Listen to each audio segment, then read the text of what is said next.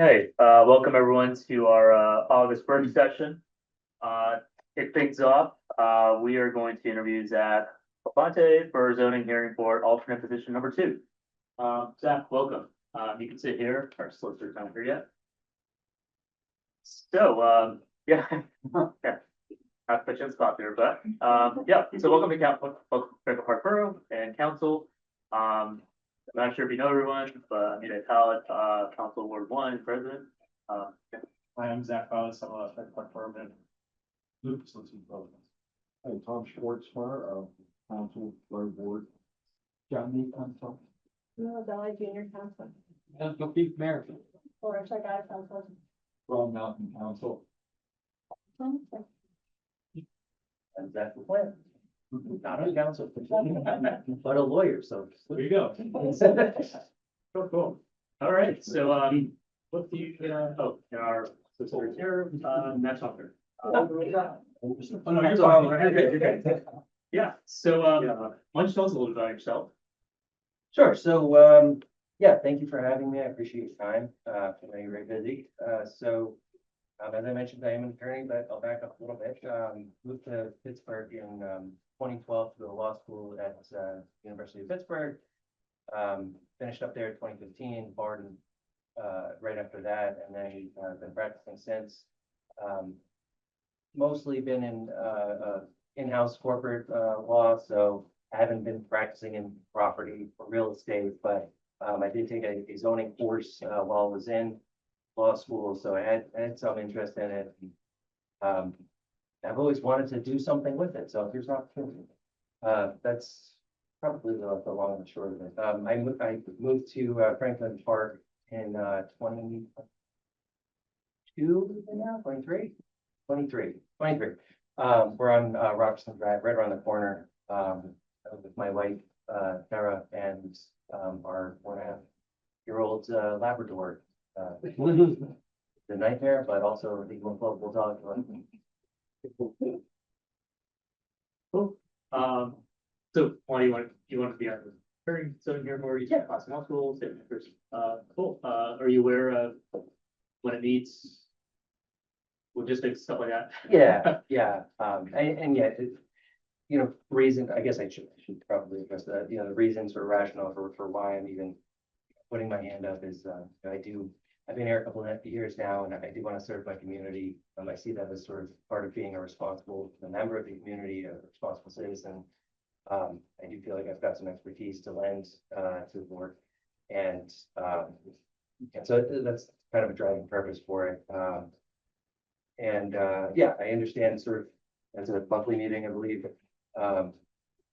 Yeah, is basically, if anyone's looking for variance, non-conforming uses, basically questions around their property boundaries and that sort of thing, that that goes before the hearing board and recommendations are made to the council. Yeah, but I understand. Okay. Cool. Any questions? What do you specialize in? I'm a cybersecurity counsel.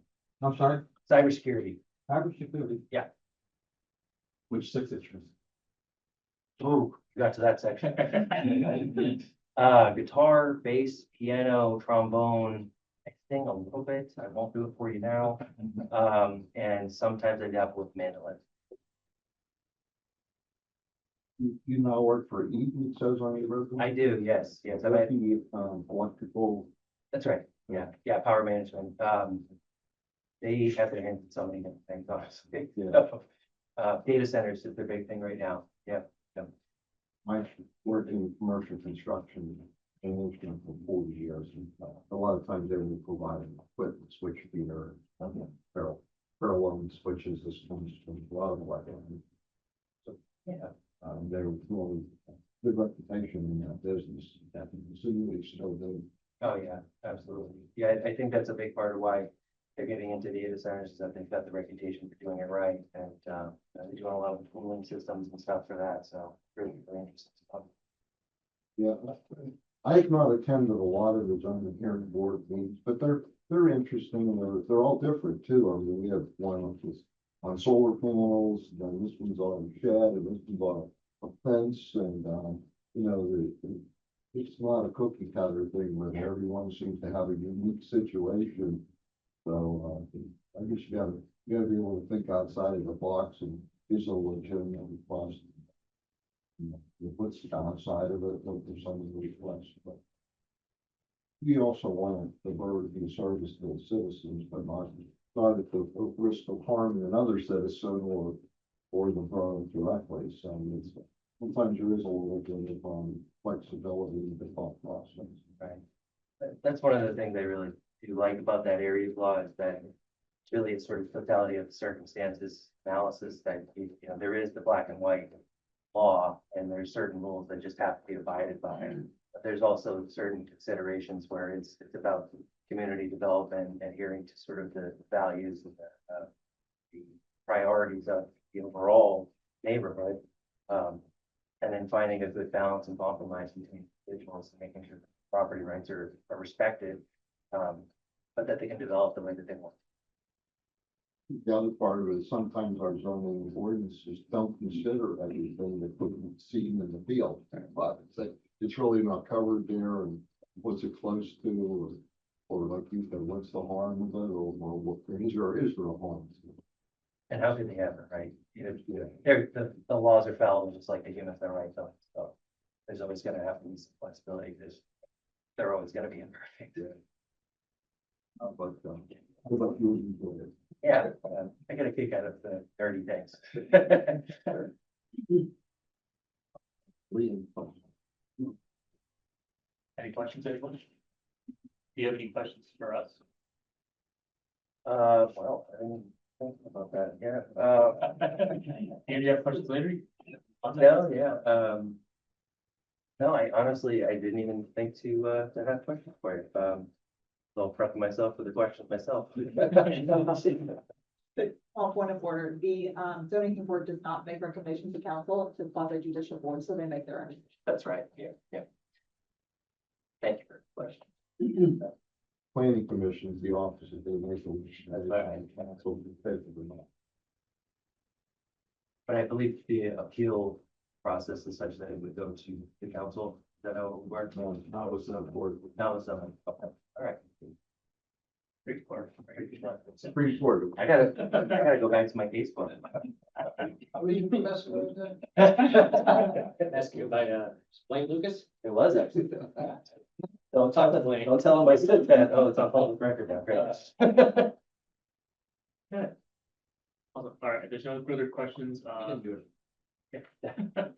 Yeah, thanks for coming in. Thank you. Do we do anything else or we're good?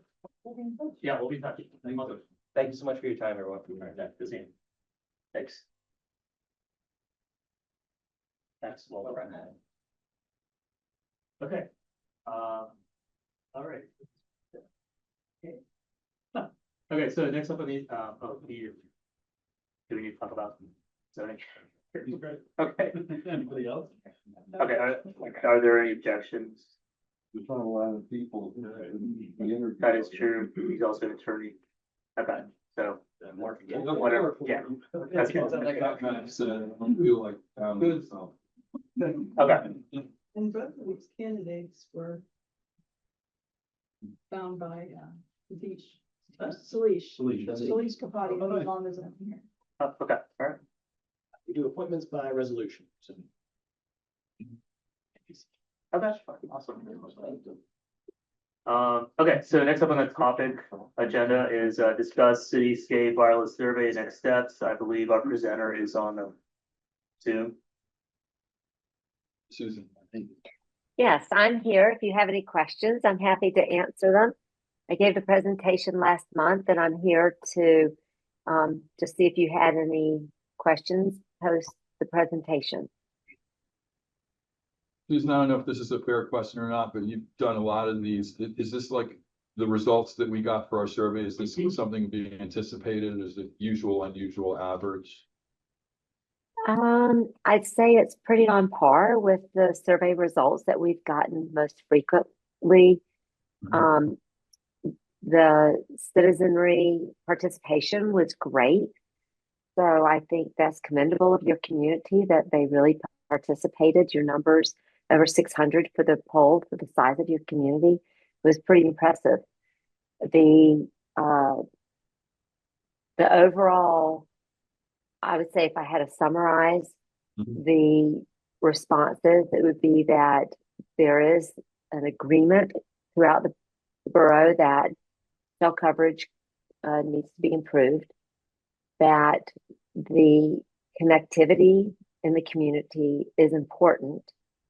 Visual aesthetics is also important.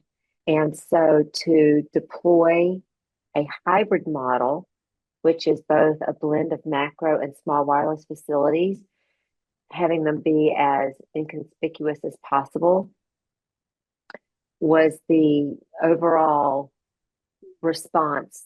I think that, in summary, that's the overall direction that the community is promoting that you take. And the way our contract is structured is that after each task is completed, we present to you what we've done, and then you opt in or out on whether or not to proceed. So the next step in our contract is, if you decide to move forward, Cityscape would then do a mapping of infill sites for your consideration, and then we would work on your code after that. And the next step with the mapping would also be to see if what is being looked at for public safety could also benefit from filling in those gaps. And I don't know that we've heard anything else from the county on sharing of information on the public safety data, but we would move on. Our next step would be to actually go in and show you what a fill-in map of your gaps would look like.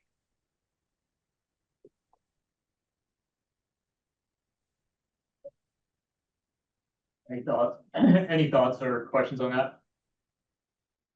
Well, I'd like to see what the next steps they recommend are. I mean, we've already, I think most of the survey was very telling on, the type of thing that would be most, appeasing to the residents, and most of that's not a surprise. I mean, nobody wants to see a big thing that's out of place. But I'm also concerned that we don't go. We want to definitely solve the problem, I guess. I don't want to stop short of it, and then 5 years down the road, we still have dead spots and no coverage. I'm assuming if we move ahead, we're going to be moving ahead with perhaps more than one option to solve the same problem. Yes. Yes, we would show you what a hybrid model would look like, and we'll also show you what more small wireless facilities would look like in lieu of the hybrid model. And then that would help build expectation about what you would anticipate seeing. And then we would check your code to make sure that there's no barriers to entry for that type of deployment plan.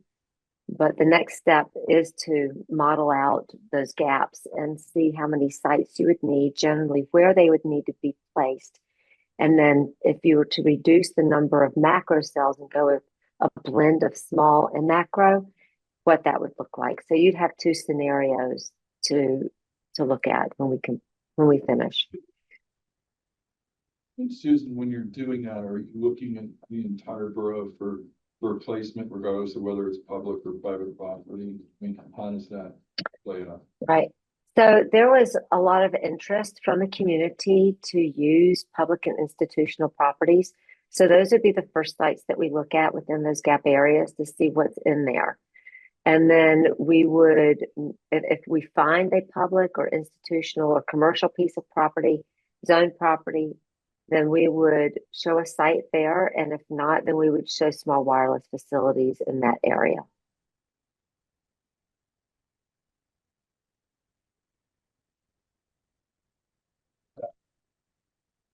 Any other questions?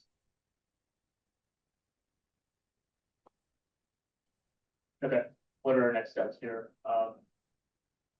Susan?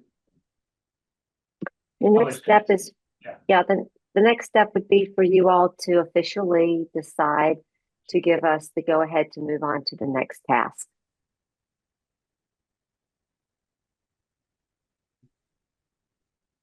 I haven't looked at that proposal for a while, but we do have, The stage gates. we do have, steps all the way down that we can go from 4 to 5 or 5 to 6 or whatever we're at in that process. Do we just have a resolution of the, We have not voted officially on them, we just reached consensus around the table. Okay. Through discussion, the manager was just conveyed. Let's go, whatever. okay, is there any objection on moving to the next stage date based on work that's been completed? I'd like to reread a clause before we agree to. Okay. This was just looking for it. I'm not opposed to it. I just want to make sure we know exactly what we're agreeing to. Yeah, do you want to read it offline and then? Yeah, we can- yeah, you don't have to wait now. Okay. So, Susan, we will let you know Mhm. soon. Okay, Uh, okay, that sounds great. Thank you for your information and your work on this. We appreciate it. We'll be in touch. Is there Okay. any- let us know or you're good. I'm sorry, you cut out. I didn't hear what you, Yeah, is there anything else you want to let us know or hear? no, I'll wait to hear from you. Okay, all right, awesome. Okay, well, thank you so much. Appreciate it. Thank you. Have a nice evening. Good night. Laura, you want to check offline and then Yeah, let I us think know? about it, but yes, we don't need to go into that right now. Okay, sounds good. Okay, any other thoughts on this? I found it in an email from Reach on April 1st. I can resend that to you. Hold on. Remember there was 9, 10 steps or something, and but I haven't looked at it for quite a while. Yeah, some of them might have been bundled. I can't remember. They're like step 2, 3 or together or vice versa. Okay, so, Laura, if you find the RFP, you just want to like, put a It's that. engagement set. Okay, Yeah. cool. All right, let us know. And then we can let Sue know. Okay, should we go on to old business? Okay, old business, first thing, MFPAA funding. Yes, I talked to Jamie Vanilla at the golf out a little bit about this. Okay. Just to kind of gauge, I'm sure on Jamie's on. Yeah. What? Gauge their reaction to the canvas's decision. And for the most part, they were okay with it. He said the one drawback, is that they've gotten those other 3 communities for 55 years. He doesn't know how that, how that looks with the projects. Yes, microphone for people. Jamie said that for the most part, they were happy with McCandless's decision. The one downside was that because the other 3 communities committed to 5-year agreements, he wasn't sure how the optics on that would play out and whether that would affect their willingness to sign more long-term agreements in the future. And I said to him that I talked to Jason, and the bottom line from McCandless was when they asked Chris if he wanted a monetary commitment or a time commitment, which was more important, and he said monetary commitment. And Jamie said that makes sense. I said, okay, we're going to probably talk about it when they come back with a similar response. And we can let them know. I told him that both McCandless and he wanted to be on the same page and similar. Either signing an agreement, not signing an agreement, terms the same. And he said that also made sense. But I think that's where we are. I know Max said in the packet, if we're not wanting to do anything with the agreement, we should probably rescind it. Yeah, we had passed it in a form acceptable and we made some changes. The change it really from a service agreement, really a funding agreement, essentially with some back and forth. We tied it into the other communities. We actually detangled it from some of the other ones, just because we are in a similar status as McCandless in that we are an incorporating entity here. They have to service us, under the incorporation. It's the other ones that aren't members of the incorporation that they do have a service agreement with and a requirement for. So you know, we've talked about, you know, the 5 years there. I was concerned about exceeding the terms of the sitting council, binding the hands of future council members, but we had those 5 years in it. I mean, we had red lines, we shared them with McCandless, never passed them on to the authority as far as I know. So our options are to do that and see if they would agree to it, and we could just sign it sort of as is. Or if you wanted to take a similar tact as McCandless, consider a motion to essentially rescind the approval of the agreement, but, you know, commit to funding for 5 years as proposed, or 1 year as proposed, or something. They, we also two, never didn't have official, I haven't seen any. Action on that. No. yeah, I would think I that, know they sent a letter. yeah, motion of thing, but, sure. Jamie's concern is if we were to also do 2 years, like McCann was, the other three municipalities might feel, wait a minute, why are we doing 5? You take- I can see that. Sure.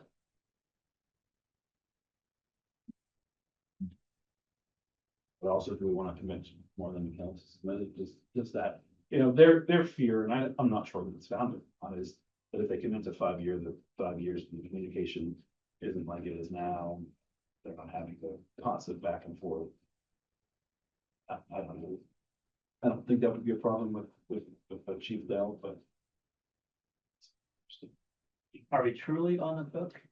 I just want to put it out there, if we are unhappy with the way, let's just say in 3.5 years. We're just unhappy with what's happening over there. We find a lot of irregularities, I don't know. Fraud or something. I'm not saying it will happen. I'm just saying like Yeah. stuff that's like not. Or, you know, appeal. Are we truly on the hook? I can't remember what I wrote or took out in there. There's been some time, but, you know, in general, I mean, we sort of had some caveats in there. I can't remember if there's a termination, you know, for convenience, 30 days or something like that. Yeah, or any type of clawback of data payment. You're saying if we sign the contract or as things are right now? If we sign If we it. sign the contract.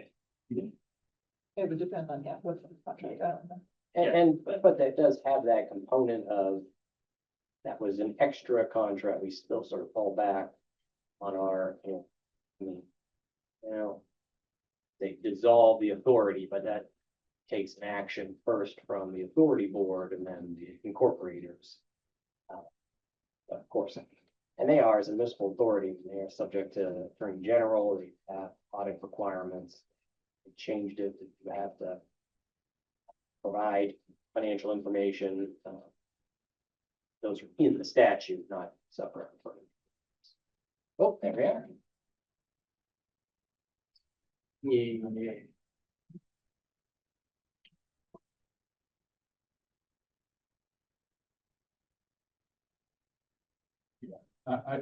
My personal opinion is, I think we should do what Canvas is doing. Yeah. I can understand the argument that Jamie makes about the optics of it. But also, we are founding members, we do have this agreement. I think 2 years, then maybe evaluate and we can create another 2 years. Whatever future council can do. I don't think that's a bad strategy. I don't have any, No, that'll work. I don't have any objection to that, and I do think we are in a different position than the other 3 municipalities as owners of the authority. Yeah, and we've contributed all along too. Right. There's that. Right. We've never not given them what they asked for what they said. I think that's fine. I think we should align with the canvas at this point, one, to like get this moving and to a closure. But we do have an equity stake here, just like the canvas does, so. That our 2 municipalities will ultimately be the backstop for the authority, whereas the other municipalities are not. And I know that's one of the Kansas concerns. You know, they're locked into 5 years. What happens if they do that? If they, Yeah. agree to, agreement or not. Yeah, we will have to financially, along with the campus, bail them out for some, whereas the other three municipalities. They can just want, when they're in, like, we're not shareholders, we're not people, so. I do feel like just aligning with the campus, probably, that's okay. Just, it'd be good to have a longer term agreement with them, but we can shoot for, but that's fine, if this is. If Chief Dell's, primary mission is financial integration, then. I don't see why we can't just like that. Yeah. Then we would do it through your agreement. We'll evaluate along the campus, so. Do you have anything about whether we should or should not sign an agreement? I mean, I was reluctant when it first came up, just in terms of the concept, but thought, massage it enough. And at least understanding that we're doing it as we're all in it together, a model to the other three particularly, and to McCandless to some extent. We're in sort of a place now, it's not so much of a negotiating tool. Sort of different one way or the other. There were some, looking back at it, there were some good provisions here, and it was. But yeah, and it completely took out some of the other ones, but we didn't really have a termination that was just 5 years. But had that, we still haven't sent it to them. I don't know what cause would be, just obviously there, but for just convenience, written in that right now. So in terms of, I mean, if you want to do 2 years, I mean, considering a motion to rescind the agreement authorization and provide funding for 2 years in the amount of X and Y. That's the one to go that route. I'd say, I mean, if you have conversations with your representative there or Chief Dell, just make mention to them, I don't want them to be concerned otherwise. Or we actually vote, in between, but we'll prep, put it on the agenda. Yeah, we'd have a. We do motion to rescind, and then this is the month for the second.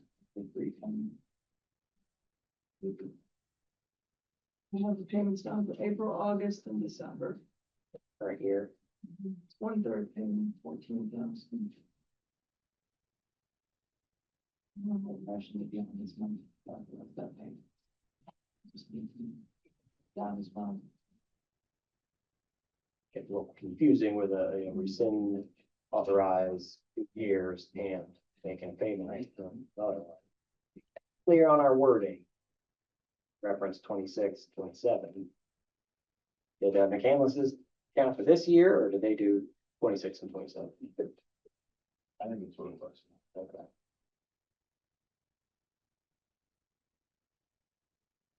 So, I'm just curious, and the financially, what is the difference then between like this 2 years contract and 5 years? And if we can benefit like or borrow and by sign like 5 years contract, so why we don't want to do that? You're saying you're locking in for 5 Yeah. years and so there's no adjustment on the 4th or 5th year? I thought they were gonna adjust that for that. They do adjust. Yeah. But they have the fixed number, right, for us, right? Well, not, I mean, each of the 5, I believe that that's all. was that the attachment on the, Yeah. There was a schedule. On the proposed. On the program, there is like that first year, second year, third year. So, what I mean, just if we sign 2 years and then they, no, up 2 years and we have to pay much more to just cover the cost. Shouldn't, but then again, at the end of the day, if they're broke, they're gonna come. regardless of an agreement, they're gonna come to McCandless and probably hard to make it. This, Whether we have a 2 year or 5 year agreement. it's a nice projection, it's a nice prediction, but at the end of the day, we're owners, we're the one that come and to carry. So we can't really negotiate, we're not gonna negotiate out of. If it gets to that point, right? If Franklin Park belongs to McCandless and told the authority, Yeah. no, we will not, we are not going to pay for these 4 or 5 things. But the problem, one, it's good to have signed agreements, Yes, I would like a longer term agreement, that's what we were shooting for, but if we're not able to get McCandless to be able to do that, I'm willing to compromise and make sure Franklin Park is fine. But if McCandless is signing up for 2 years, I think it's better if we align with McCandless, so we're not only up for 5 years. I mean, yes, we can sign for 5 years, and then around year 3 or 4, if we feel it should be different, we fine, I'm sure we can find a way out of it, but why do that? Because what I'm thinking that, and, for the authority and if they know that we just give them that much money, so somehow they need to be like, we need, consider like a financial, condition. Because, but if we sign 2 years and somehow, after 2 years, they just feel like, oh yeah, you guys need to give us more money, to help, because, we are, we just need that much money. So it just kind of like it depends, so. Yeah. But my concern is just all. Sure, it could go either way. That's. That was one of the candidates' arguments, was, do they really know what they're gonna need in 5 years? It doesn't, they weren't convinced that those numbers were accurate. And that's why, I guess, one of the reasons they wanted to put a shorter term, it could benefit us if they could not. Yeah. Because what I'm thinking that, because if they have a fixed number, they will, based on that one, come up with their budget. Otherwise, they feel like, oh, after 2 years, oh yeah, and we should ask more money, something like that. So they can just spend, because and we know that, physically, they're not doing a great job. People. Financial, and so responsible, so that's why I'm saying that. But I'm okay with either, option, because I'm just trying to raise this question, to whether there's better way of. I get the idea of locking them in on a number, but I don't know if that's, realistic, but I'm gonna run my budget based on this number that I agreed on 2 years ago.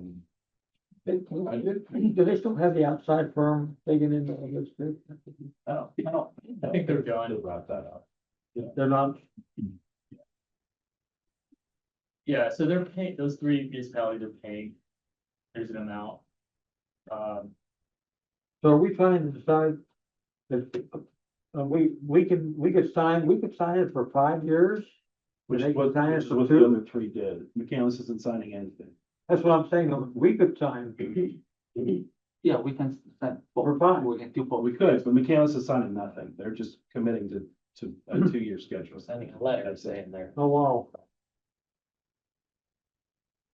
But we can commit to, Yeah.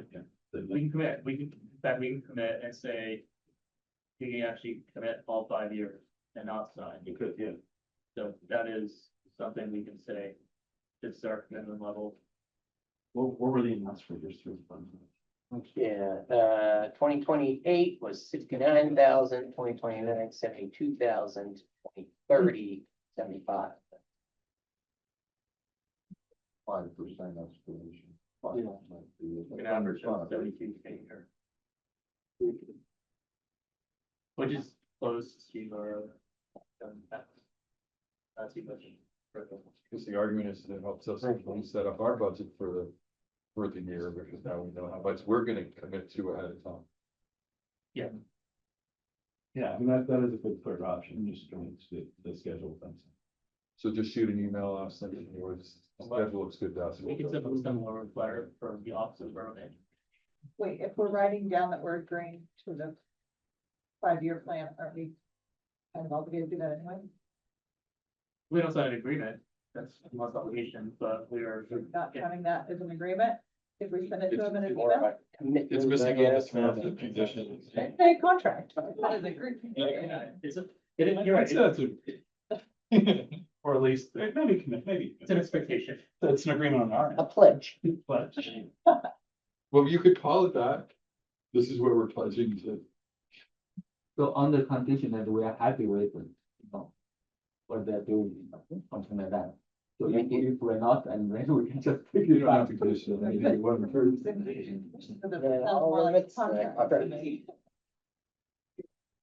Yeah, in the letter, it does say after, we will reevaluate. Right, that's your Mhm. So I feel like Keep maybe them a we little should closer. kind of do that. Yeah, it indicate that we want continued communication back and forth, which I don't think that. Yeah. I mean, you could, Could be like a payment in lieu of a formal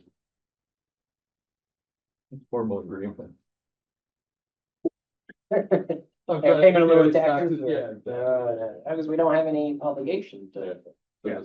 mere peppercorn for consideration. Yeah. But, and you could, I'm gonna say, we commit 59,000 for the next, minimum 59,000 per year for the next 5 years. That gets your budget number, and it can have the ability to get up higher, maybe like a cute little more flexibility. I kind of see what McCandless is saying, like, who knows what their needs are in 2030? Is what we can do for like, staff and for employment purposes.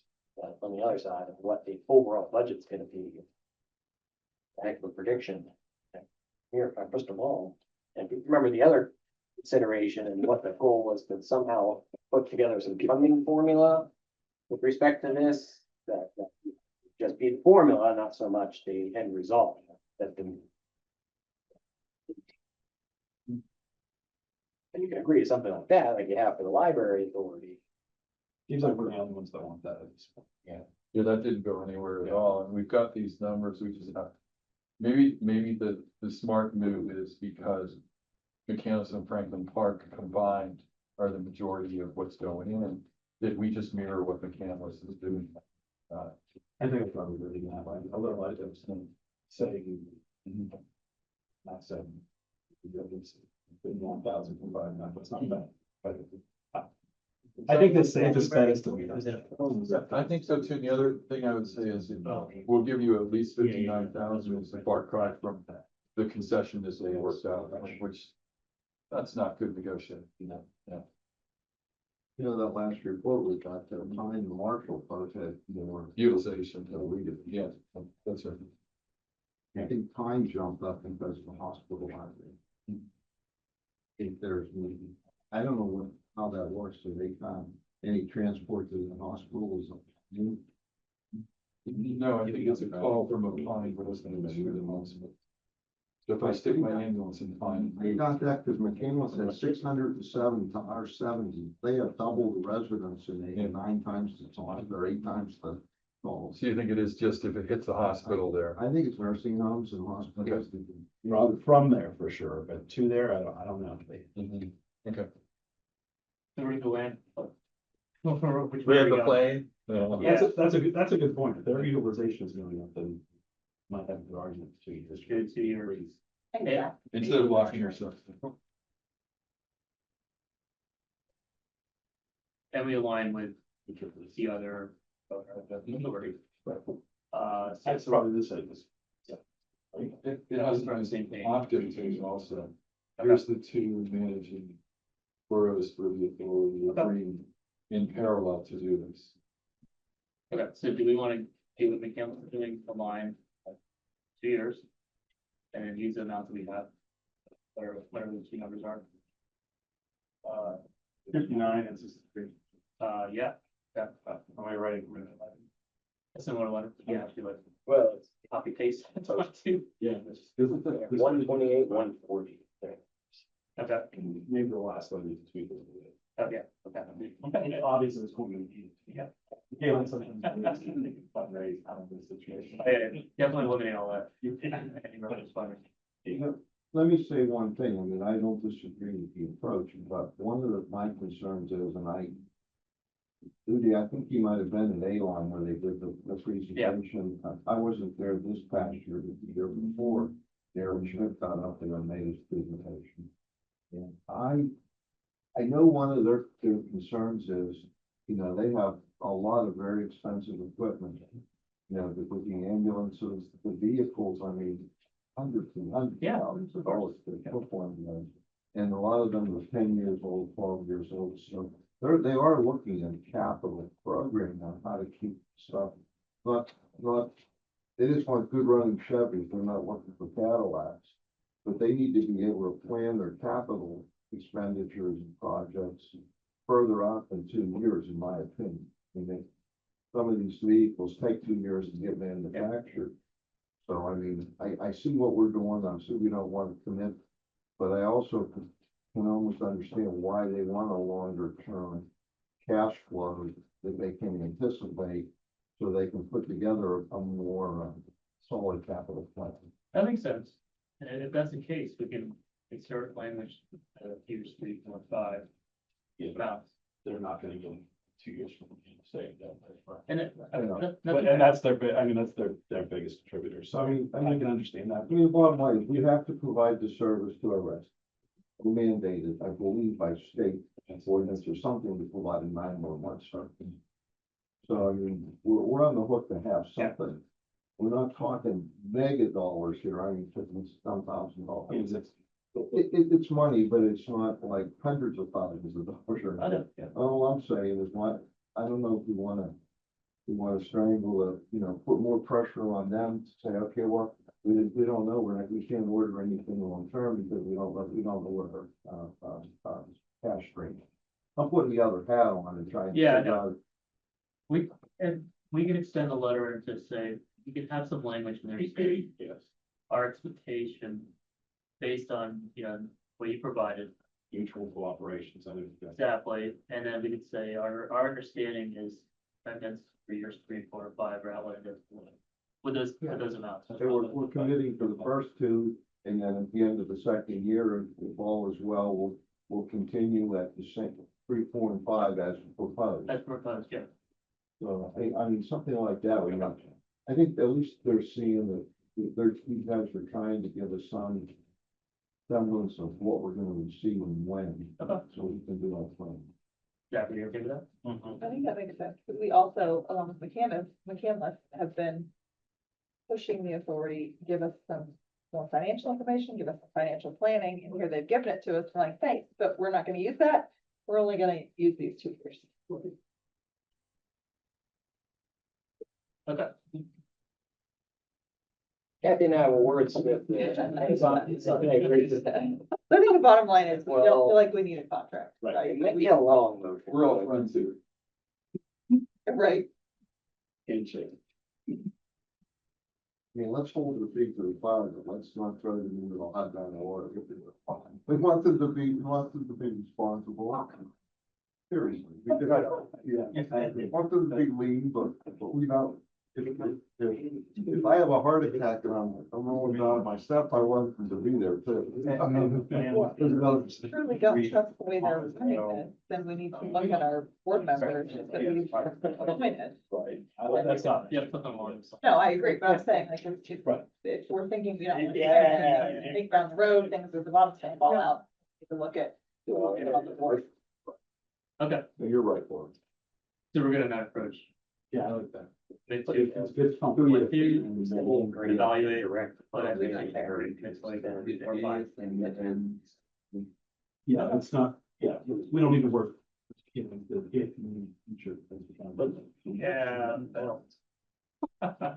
Okay, all right, that's cool. All right, are we good on this topic? Should we just roll on to fee schedule amendments?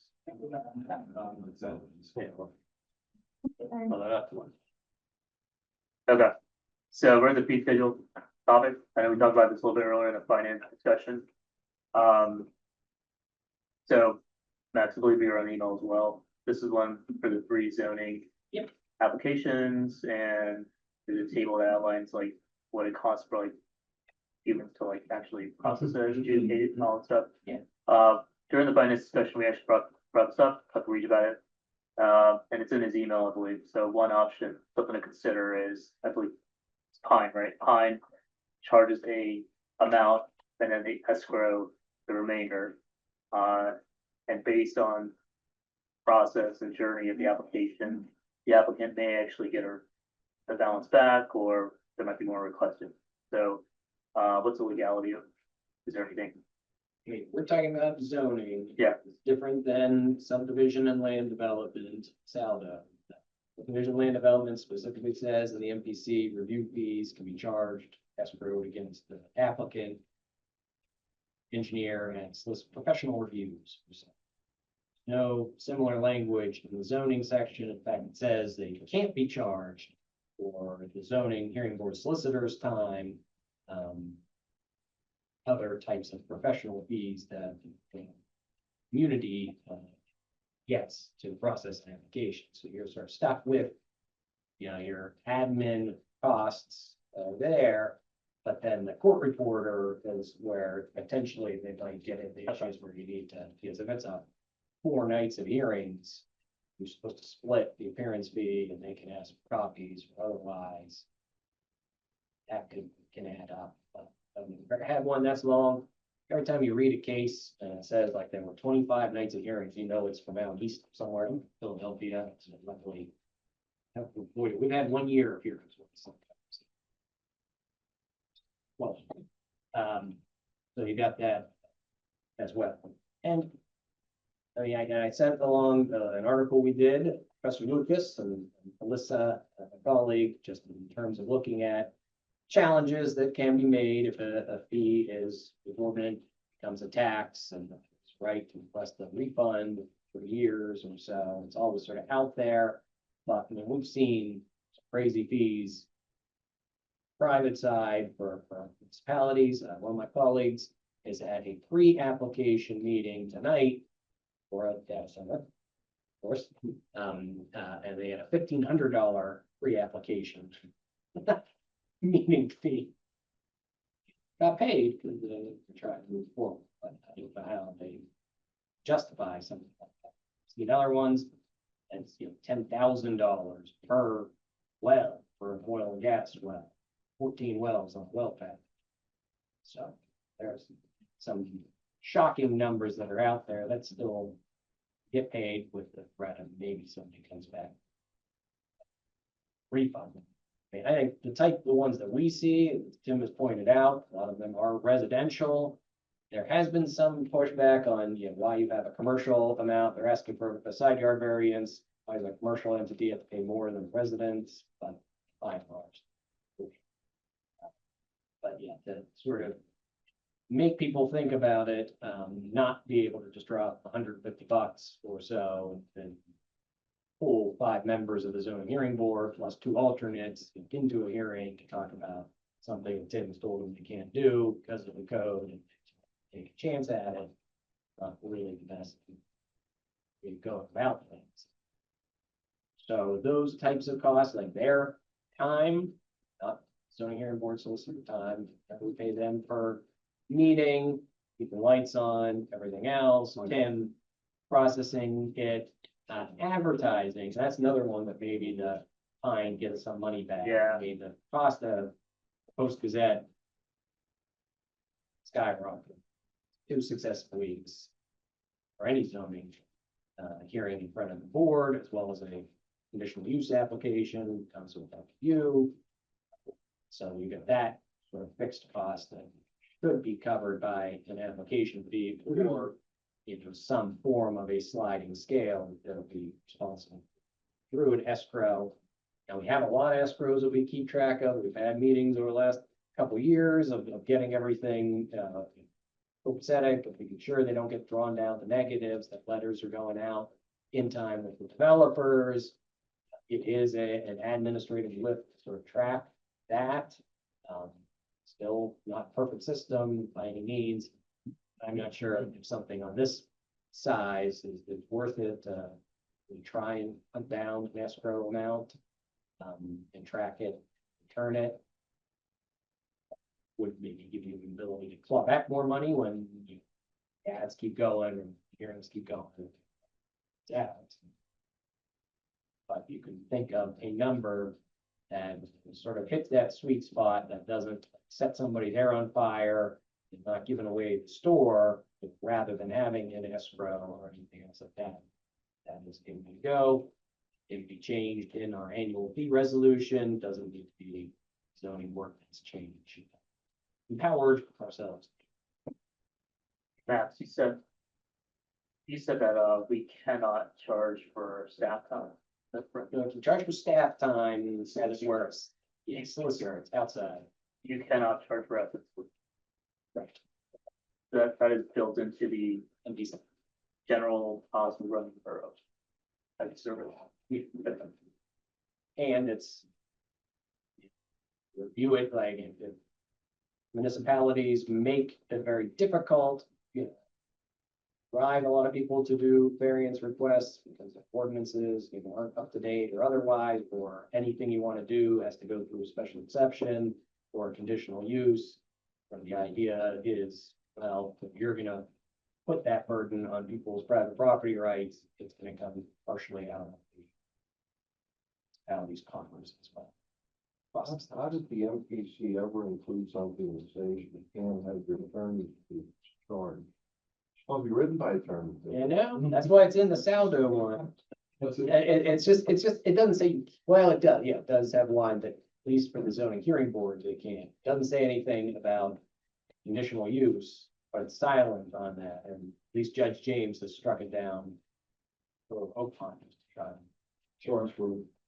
So it's kind of like the vote of the MC shifting, because the argument is the applicant comes in, and if there's too high a burden for going through the process, it will, it will kind of, discourage them from filing applications, which isn't what governments are supposed to do. Right. They're supposed to have due process. Yes. Yeah, so, It should not be a money maker Yeah. or extra tax. Right. But it also should not be at significant cost. You should not be giving it away. You should not be subsidizing it, but you gotta do that. numbers that were collected, do we have the sweet spot at this point, do we have to go find it? I mean, I think at least in terms of what was sent around, yes, it is an increase, but not so much so. If you were at 300 for a residential zoning application, or that's the campus. That's 200, one that's 300, yeah, 200, and that is pretty low. Well, are we gonna recover costs at that rate? Question. I mean, heck, Eagle had probably 2 successive weeks.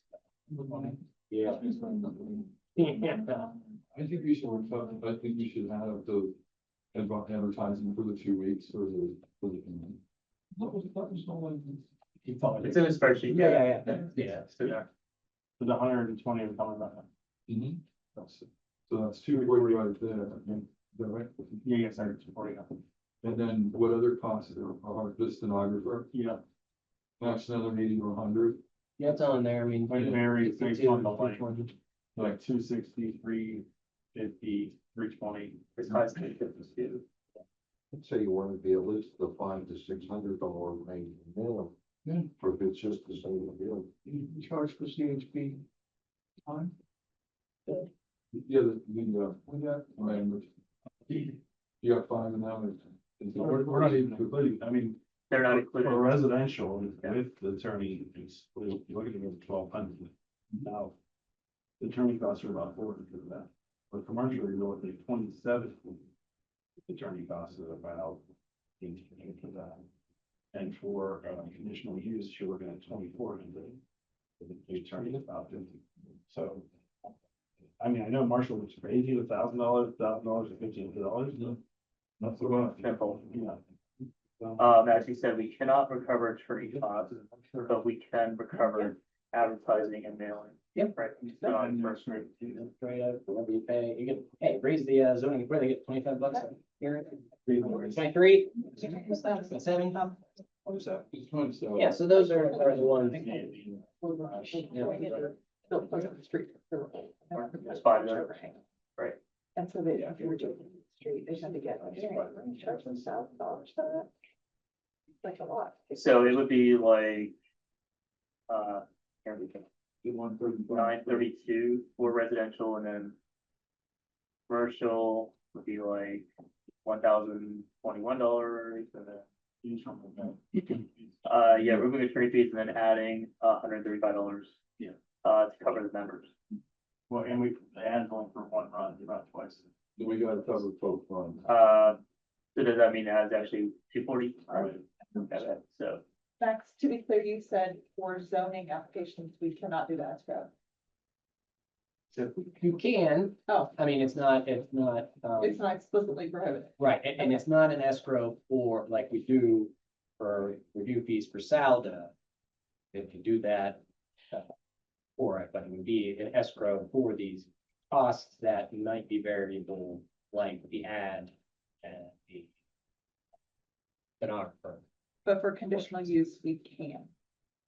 Did I understand that correctly? You said that at the beginning? Conditional use is somewhat the same, although you do have the added time for the planning commission. They have to review, give a recommendation.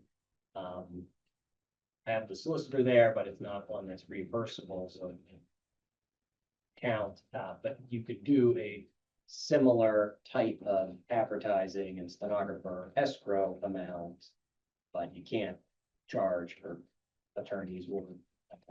Okay, I must have misunderstood what you said. I thought you said for conditional use, you explicitly can charge those. Yeah. You were talking, okay, you're talking about just salary. Yes. Okay, Just saldo, and the caveat too on conditional uses is we have seen.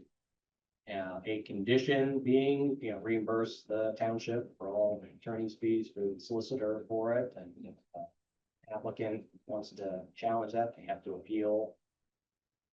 Through that process, sometimes if they're a company, they just want their approval and want to get building, so they will. Agree to something like that, but it's not in the ordinance, it's a separate condition. The conditional uses on applications for non-residential stuff usually comes with applications for that, so there's plenty of money there at that point. So if you take out attorney's fees and cover that, cost you about 520 to 10. So what you actually, it doesn't include people to the zoning hearing board. Yeah, it's 135. Yeah. So So the amounts that I have are 1052, residential zoning app. Commercial zoning app is 1141. Conditional use is 1166. So it's too far up. 1050, 1150, and 1200. Commercial stuff. Gonna round up, you wanna, just round it up. so 11, Lose a little bit. Commercial, but no. okay. Or if you just have me, Maybe make both of them 1250. I was gonna say, if you just make it the exact amount, I mean, in case you have to show why you came to this amount, we have data here, Mhm. so. I mean, my recommendations, my thought is just to have the exact amount, 1052, 1141, and 1166.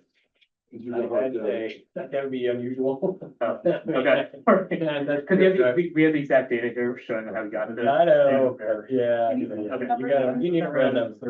Rounding, Cross section. 1050, 1150, 1200. And I'm you okay said rounding. You're gonna get more questions. I would say Me 1,000. too, at 1250, 1250. 1,000. 1,000, 1250, and 1250. Are you rounding up? What are we Yeah. doing? Yeah, Yeah. pretty much. So it'll be 1100, No, 1111, 1,000, 1250, and 1250. you're right. at Yeah. 1250. I see the residents a little bit lower, but the. Okay, so technically, Yeah.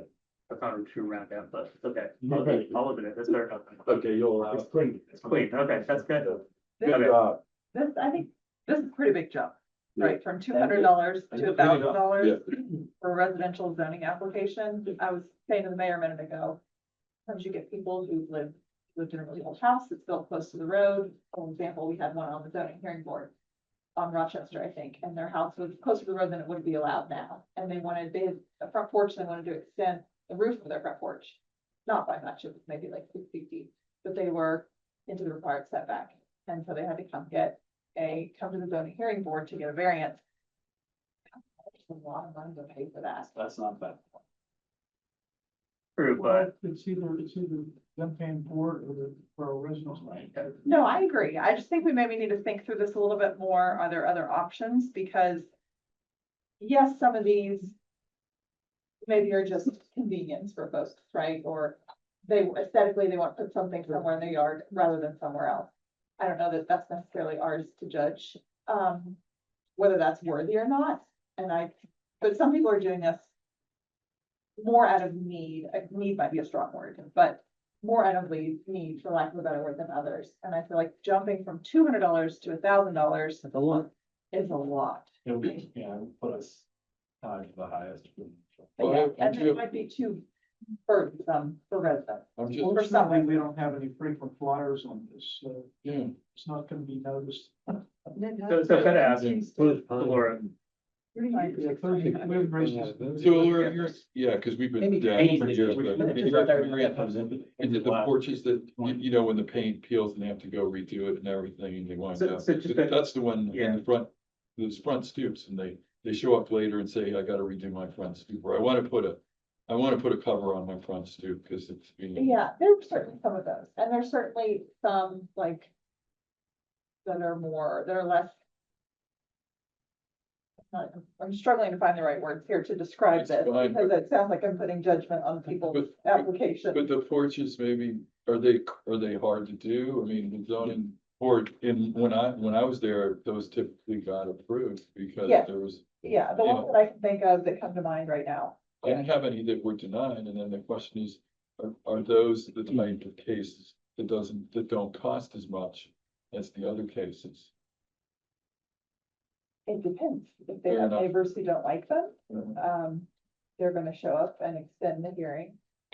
And I don't think you can say they. All of yes. And I did have more than one of them, in that mix for sure. I typically get a half dozen to a dozen of those. So, you know, those numbers that you're seeing are good numbers. Yeah, okay. I don't necessarily have an answer for that issue that I just raised, but I think it's something we should think about before we jump from $200 to $1,000. Laura, That could be really cumbersome. I get it, I understand, but so I wanna ask, that project that you just described, how much would the cost of that project be valued at? Oh my gosh, I can't even guess. I have no idea. 30K maybe? 30K, Sure, I really couldn't even, we're talking about it, I have no idea. 5% of the, That's way out of my, we're talking, yeah, but what I'm trying to say is, if the applicant's able to afford a project that size, right? My argument is, we should not be subsidizing project. I agree with you. I agree. What are the most inexpensive projects like this? Well, you have all the list of them, so, you can see what how many least expensive we have. Yeah, but Well, I think we should have the name of the applicant. We don't have What they are. I mean, we do back in our packet. Probably those front setback things, or sheds or something like that. I mean, you know, if you were gonna build a shed yourself, let's say a 10 by 12 shed, and you wanted a 10-foot property line of 50. Yeah. You know, that would cost you $2,500, $3,500 to build that shed by yourself. Is that worth? Yeah.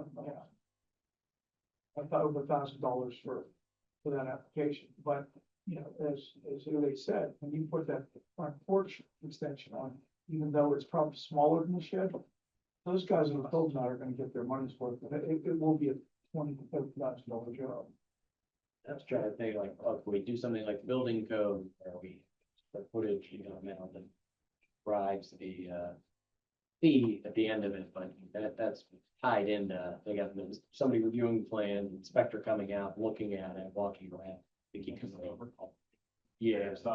What about a form of homestead exemption if you live in the community for someone? And we already have it through, it's just a residential versus commercial, and even more if we build. The one thing we can't, I mean, if somebody is violating the zoning ordinance and they think they're not, they file an appeal to the zoning hearing board, they would pay $1,000, but if they're found not to be in violation, NBC does say the municipality refund. Yeah, or the, fee. If you're not, Variant. if you're not contained within. the proposed thing gives you maybe less than $1,000 right. from this. I would put it within the setback. But if you have. I think they do this in 20 as well. So if we have to think about this somewhere, that's fine, but I'm not willing to like got a system And up maybe for like the you rest keep of them the in week on check. all the So we're only applications talking because of the occasional. a person share that comes that's to the required over 40 They minutes. require. I mean, one option is to go to the 850 And that's for true. that one, There's all. right? And then adjust, because we are gonna have we are looking at the resolution, right? Like, it's not just like a fall, like for next year. Usually, passed in December to be effective. Maybe. Okay, so we do We have, changed it in the middle of the year. before, just Yeah. It's more power. But again. I mean, that's an option to go that route So 850, for residential, if you don't wanna cross that 4-digit threshold. okay, If you wanna do residential 850, and then 1250 for the Next, yeah, the next two, and then when we are going to do the fee schedule, we can actually get some more data, I'm sure some more applications will come through. Yeah, Okay. if that's an approach. the analyst handlers and conditional uses without, I don't know how they justify it. And planning commission review, and then I know there's an escrow that they do and like, top of that. Yeah, so I'm not. What do you guys think of 850 for the residential? And we'll collect more information about it going forward. Before we go to, to that $1,000 mark, and then we'll do 1250 commercial. And the other two. Does that book put us in a hold up? We're gonna leave About it to, two. I mean, On I'm not a fan of. I would like it both ways, please. I guess. I mean, we can go to the thousand, and we do have a justification that Yeah. we are, every application that comes through, we are subsidizing that deck or Well, floor. justification doesn't help me if I need an addition or something on my house and I can't afford it, but I still need to pay $1,000. I know it's justified, but it doesn't help me. Maybe, these are all luxuries, they're really not, I know, so. But I don't, trying to play devil's advocate. the family came with a baby to do the sub yard, so here we're turning down. They always bring the children to the chicken ones, always. oh, these chickens, they're They therapy like birds. chicken They're every therapy time. birds. Yeah, these are therapy birds, you forgot. Always is the chicken. Yeah, they're super smart birds, they're part of the family. So where do we land? Are we gonna stop losing money for the borough, or are we going to? But wait- Clever wording, you day. wait a minute, Can we increase the commercial and the conditional? Can we increase the others more to compensate? Yeah. I think that's a little bit questionable. Yeah. Okay, that's not. Gotcha. I think we are too legally. Okay. I have to think. Handle that, don't you worry. That's why I said, I don't know how mechanics can afford $4,000. Because they just did. Yeah. You wanna do the Because I project? think theirs are mostly commercial, like we Yeah. have, all ours are like. Residential. I would have coffee wagon in my garage. Right? Firearm license. Flower sellers. Dr. Lee. Yeah, 2,000 for the commercial. 800 for the residential, and provided discounted to finish. I can't do that. You tried, you tried. that'd be uniform. All property. business. But it just seems like something that. I guess it would stop these sheds that require them, how does it do that? I don't know. If I came in and I was, These fees are 30 years old, right? 30 years. Yeah, they've got to be updated, no doubt. and as Tim said, if you're not getting a lot of frequent flyers, and I'm not sure that I would say that's crazy if I walked in and said, Tim said. Well, they can still say that, but, you know. It's not. If you look around the other boroughs and whatever, and it's like, we're so far behind. We gotta stop Yeah. losing money on stuff like that. Yeah. Come within 80-90% of what it's costing. Yeah. You know, lot more next year, and the year after. I mean, who put these, were these your proposals at? I agreed with these guys. Yeah, we pulled everything together and. They didn't include the double ads or the, things like here for, it. Yeah, I mean, adding the double ad takes them to. It does. You know, will you tell me again the true cost for each one? One at a time. It's 10.52 and 47 cents for residential. For commercial zoning, it is 11.41 and 1 cent. For conditional use, it is 11.66 and 4 cents. So this removes the attorney fee, and it counts the doubling of the ads. And then it includes the zoning hearing board people at a rate of, 135 for the total. yeah, 135 for. Yeah, I just haven't counted once. Yeah. That's it. I don't know if you heard what Zach said, but previous proposal didn't include the doubling of the ad, so if you have that extra 145 and 70. Yeah, the 135. But these numbers do. These numbers will. Real number, yeah. Yeah, these numbers include that, and then they discount the attorney fee. Yeah. Excluded. For your conditional use, you have 9 members of the planning commission, plus the council and your. Well, what does everybody else think? I kind of feel like we should do this way and then later if something. Look you at know, some more, Yeah. because we're so far behind, let's do a good job, 1,000, 1215, 1215. Yeah. so the residents aren't getting fleeced every time we do one. Then we can look at, are we doing a good job of catching up, or do we need to do more? Looking at. Yeah, we can do a kind of a year meeting, the evaluation. Yeah. To see what the fee is good or not. Otherwise, if we take more than like. Take a lot. Yeah. Taking loss is. We should be evaluating this every year Yeah. anyway. Yeah. And this is not taking a lot, well. Right, and we're still. We'll lose still non-conditional. losing This should- $12 to $13 Yeah. attorney's fees each. Yeah. Yeah. Yeah, that's all. Which we need to think about going forward. How are we gonna do it? Yeah, you're still subject to the municipality planning code as a. I'm curious. Okay, all right. Right, I don't, I don't see any better option for those numbers. What are the numbers? Right. 1,000, 1215. We're all hurt. Fair. I'm kidding. Yeah, So, 1,000, 1215, 1250. okay, Consent. so be down at the end.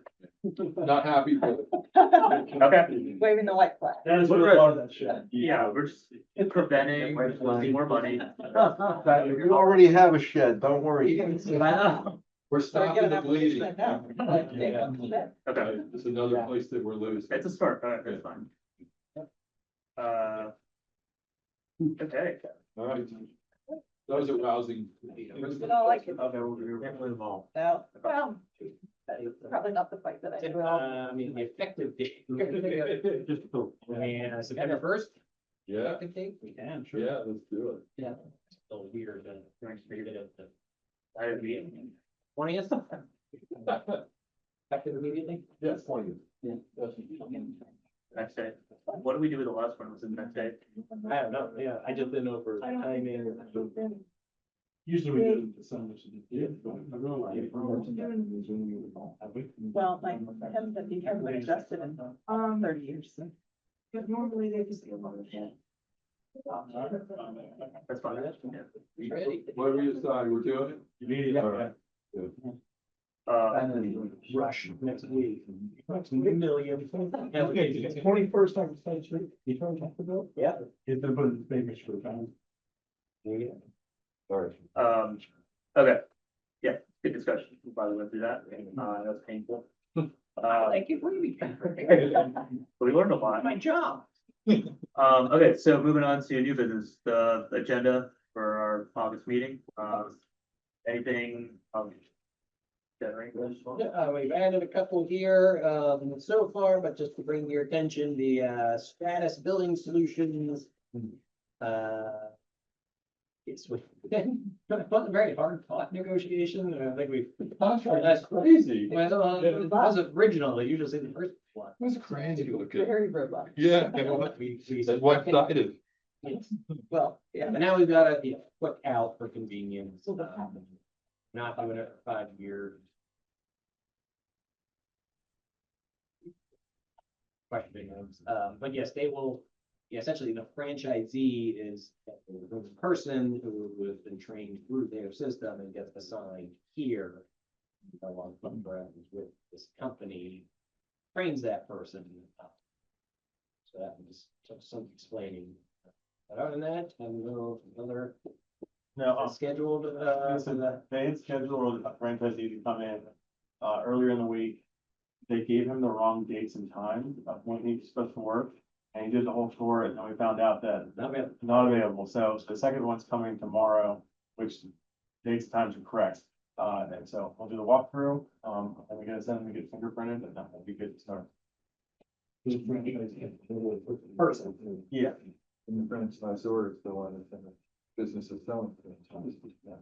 It's false. Doing the trade. It's a weird franchise. And then probably a shirt. Grass. We struck the COVID, reverse. All right. Oh, those, the other thing, I mean, we have been getting more right to know requests and noticed that Reed was still listed, so I've updated the webpage, making the official naming Zach here and update the Office of Open Records as well. Requirement. The agreement with, or for being the solicitor for the reading section, Yes. you need to next agenda. Yes. Okay. Okay. What we have to do with that is, that's a thing. They have other ones like that.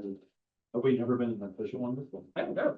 I thought, we never been an official reunification? I've never had a MOU, but yeah. There are, I thought when Sullivan said, they walked them out. Yeah, there are other MOUs and the Safe Schools Act that's supposed to be between the school district and chief law enforcement officer or so we have not brought those front accounts, but that's more on reporting and responding than unifying. What's my to-do list? Anything else? Nope. Okay, any questions for maps? Okay, Morrison staff and engineer, Yeah, along with my, report, just want to mention that, we'll be getting into the second phase of our paving. It's King John, King Williams, section of King Charles, it's King Henry. That'll, then, Brad, will have, answer the court and Asbury plan to be added to that too, so that's looking, at the end of the month, it's gonna probably put us into September, probably paving. Out in weather, as long as the weather holds out, they're claiming that they're gonna be in probably the third, possibly the third week here, to do the milling, so, if we get some bad weather, it's postponed a little bit longer, it's kind of, delayed on paving part this year, so. Still kind of unhappy with their. Yeah, they're just slow. They're slow at it. It took a long time to get the ball rolling with them. You know, they were going over, kept saying that we didn't have our end of it, all our paperwork and stuff wasn't right, and everything was perfectly done right. And it was just, I think it was just some areas and probably the type of system, their system just made everything slow this year. So, and then the other thing I have is, Montgomery Road, we started on a stormwater project on Montgomery down there, the Hoffman's house on the, Littleton, possibly, probably gonna take us about a week to do our portion of it, so, moving along with that, so. Other than that, that's all. Gary, resident of Maywood Brown, they have their tire punctures on that grade. It's between 2-3-4-5 and 2-3-4-7 on Devon Drive. You actually kind of put on down one support, it's right on the curb there. And so I'm just letting you know, if you guys could take a look at it, because you probably don't want to have people puncturing. Yeah, 2, 3, 4, 5, and 2-3-4-7, yeah. Just one sticks up. Yeah, it's because the way it's stuck into the curb, and I guess over time, it kind of gradually moves out. And then when somebody has the unfortunate, experience of driving too close to that, it'll puncture the tire. okay, We had it happen last week. okay, yeah, we'll look at it. Thanks. That's whatever we gotta do. Thanks. Gary, one thing, noticed that about 2-3 weeks ago, the one catch basin to the left of my driveway where the big line goes under Cole Road, it started behind the grate by the telephone pole, it's starting to be a sinkhole and washing again. It's not very big now. You The know, one right across from your house, by your house? no, not straight across, the one, On the bend? the one where the 40-inch comes out of and goes under. Okay. The one that's straight out is more like the 12-inch one that goes across. And it's on the same side. It's right on the property line between my house and the adjacent one. Sinkhole start. Be the left side of my driveway. It's not very big, but you can see the gravel and it looks like it's starting to wash down in there. quite what's going on. But, yeah, not urgent, but I don't want to call you when it's decided about it. Yeah. We'll wait then. Yeah.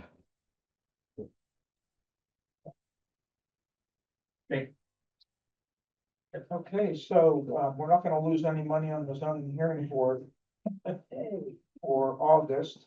September's yet to be seen. Deadline is the 18th for that. For August.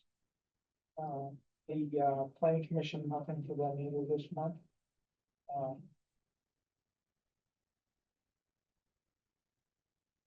So I got.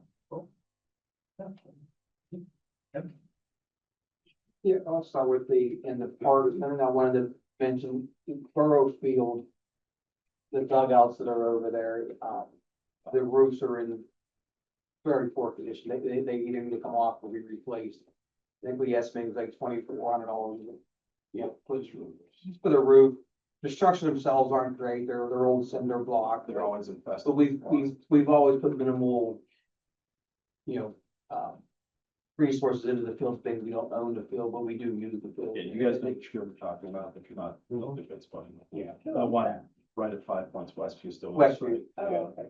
Next to the old Borough building. Next to the old Borough. Yeah, right. That's why I was called Borough Field, yeah, so we have the third base dugout, there's actually, that dugout, it's rotted, there's holes, so it's unsafe, if someone were to walk on it, it would probably fall through. So I'm gonna take care of that probably next week. That, that same thing, even the dugouts that are in Blueberry, they're not nearly that conditioned, but they're not great in the next couple of years, but we're looking to rebuild those grooves as well. That's what I have, in the parks, and then the golf course, obviously we had our outing last week, it went well. The course was good, they were gracious, it was a good day for everybody. Yeah, the turnout was good, we had, one team did show up, but overall was good, Cranberry seemed to be very happy with us as well. So, we already have the date saved for next year tentatively, for them. Yeah, I'm saying Bridge Highlands was great. Hot dog and lunch, it was filled over. Yeah.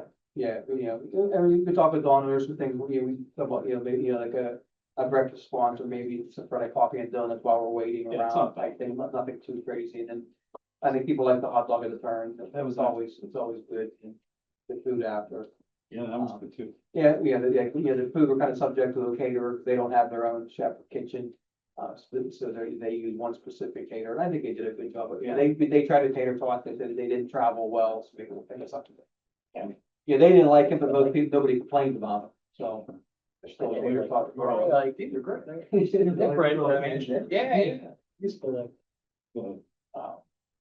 Yeah, so that's where we're at, with that, the course is doing well, it's busy, we broke last year's record for July on sales and revenue.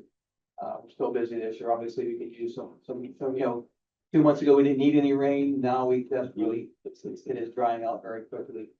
But we're so far, condition wise, talking to food sales, but they see different courses every day, and when I had one come in yesterday, we were very impressed with our greens and approach fairways.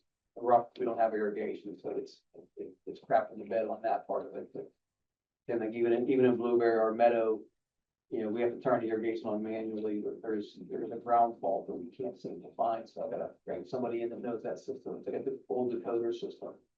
So, I have to, there's 22 stations, so we turn on 3 at a time for 20 minutes each day, so it's getting water to keep the grass alive, but it doesn't look like it should. But that's the condition we're in for the time being. Only thing I had, Laura and you, Jack and I found that email from Baseball Association. Yeah. I haven't responded, I don't know if you have. They want to talk about turfing field of blue, which is a very expensive proposition. Yeah. What he says is true, a lot of places are doing it now. One issue that I think wasn't addressed here is that before we get to that, I would think the lighting situation has. Yeah. But he's asking for a meeting, I don't have a problem sitting. No, I always thought, I mean, yes, it's way other places are going as well, but I mean, that turf field. That way, weather conditions, especially in the spring and March, and April, when the teams are trying to get games in, if we had at least 1 or 2 or 4. You know, you can get the season in without struggle, and maintenance on our end would, obviously be less as well, and there's some maintenance with turf fields too. But it's an all season use type of thing. Once the infrastructure is in, the drainage is in properly, which we know our fields aren't level, that would solve a lot of those, whatever field we would do, so it's not I mean, a lot of that burden would be on them. Yeah, and we could probably do grants, I know they got it, I don't know if it was technically a grant, but it down in the Pirates to help with weddings last time. But if you're up for it, Yeah. that's something. No, I don't see a reason why not at least look into it and try to explore it. That's something we need, people love our football field is the way it is for natural turf, like, I mean, if that was a turf at some point, you would have football, soccer and lacrosse being able to use something we only use right now. 6 weeks out of the fall. But yeah, for baseball, I think it's something to at least explore if they're willing to go down that road. Yeah, it sounds like really. Okay, I'll try to set something up. Yeah, I just want to mention, since we're talking about parks and outdoors, happened to see this article, actually 8 days old, but Franklin Park is tagged in it. Cricket takes root in Pittsburgh. I don't know if anybody saw this article. I'll send it around, but it does mention Franklin Park and actually talks about Woodbridge Park in particular, so publicity's good. I've never played cricket myself, but I actually have no idea how it works. But, It's fun to watch it, it seems like it's fast growing and there's a lot of demand. Yeah, cricket has, I mean, it's a sufficient field for what they have down there. They want us to move they put the cricket pitch in, it's currently there. They want us to move it a little bit, if it's feasible down the road, the field's not quite big enough. It's not symmetrical to what they need, but there is room to make it that way. If you want to explore, but that was part of the comp thing going forward is that, as of right now, we don't technically even have a contract, or at least with them at the moment, sports wise. Almost all, right. Between them, and so we don't have anything with them at the moment. Yeah, but it talks about like the Structural. demand and, Yes. how it's grown and it talks about Franklin Park a little bit as well. Yeah, I mean, Saturdays, Pretty Sundays, they're down there Yeah. most of the day. There's a lot of food, they use that field down there specifically. Cool. Thank you. Good question about parks. Do we have an official opening date for Acorn? What do you just sort of? Yeah, let me ask, I mean, the bathroom should be here in the next few weeks. Yeah. So, I'm gonna, in next week, we've been doing some cleanup down there. We did do our final walkthrough with Independent last week. So, that part's done, so we're getting closer. I don't know, but there is no, Right. officially, I mean, there are people using the playground and there are some bikers using the pump track, which is actually helping keep some of the weeds down recently, so. So we don't, not officially open yet. Someone showed me a video of their kid running. I said, is it open? They Yeah, said, close part. They're like, you tell me. Right. Thank you. Good, so, Acorn Park, we did have, Jim mentioned, the final walkthrough, so we worked with final paperwork, closed out, final thing, and then closed out of their portion of the scope of work. Departments reviewing, conservation district, department reviewing the revised and the yes permit. You can proceed if that revisions happen. The other firm. Marching towards completion there. Other active projects, we expect the renovations of the golf course clubhouse to start this month. You and Shaw drawing back and forth this board materials. And then I do see it later on the agenda, but we did have the bid opening for the shingle option for the roof set, very dark.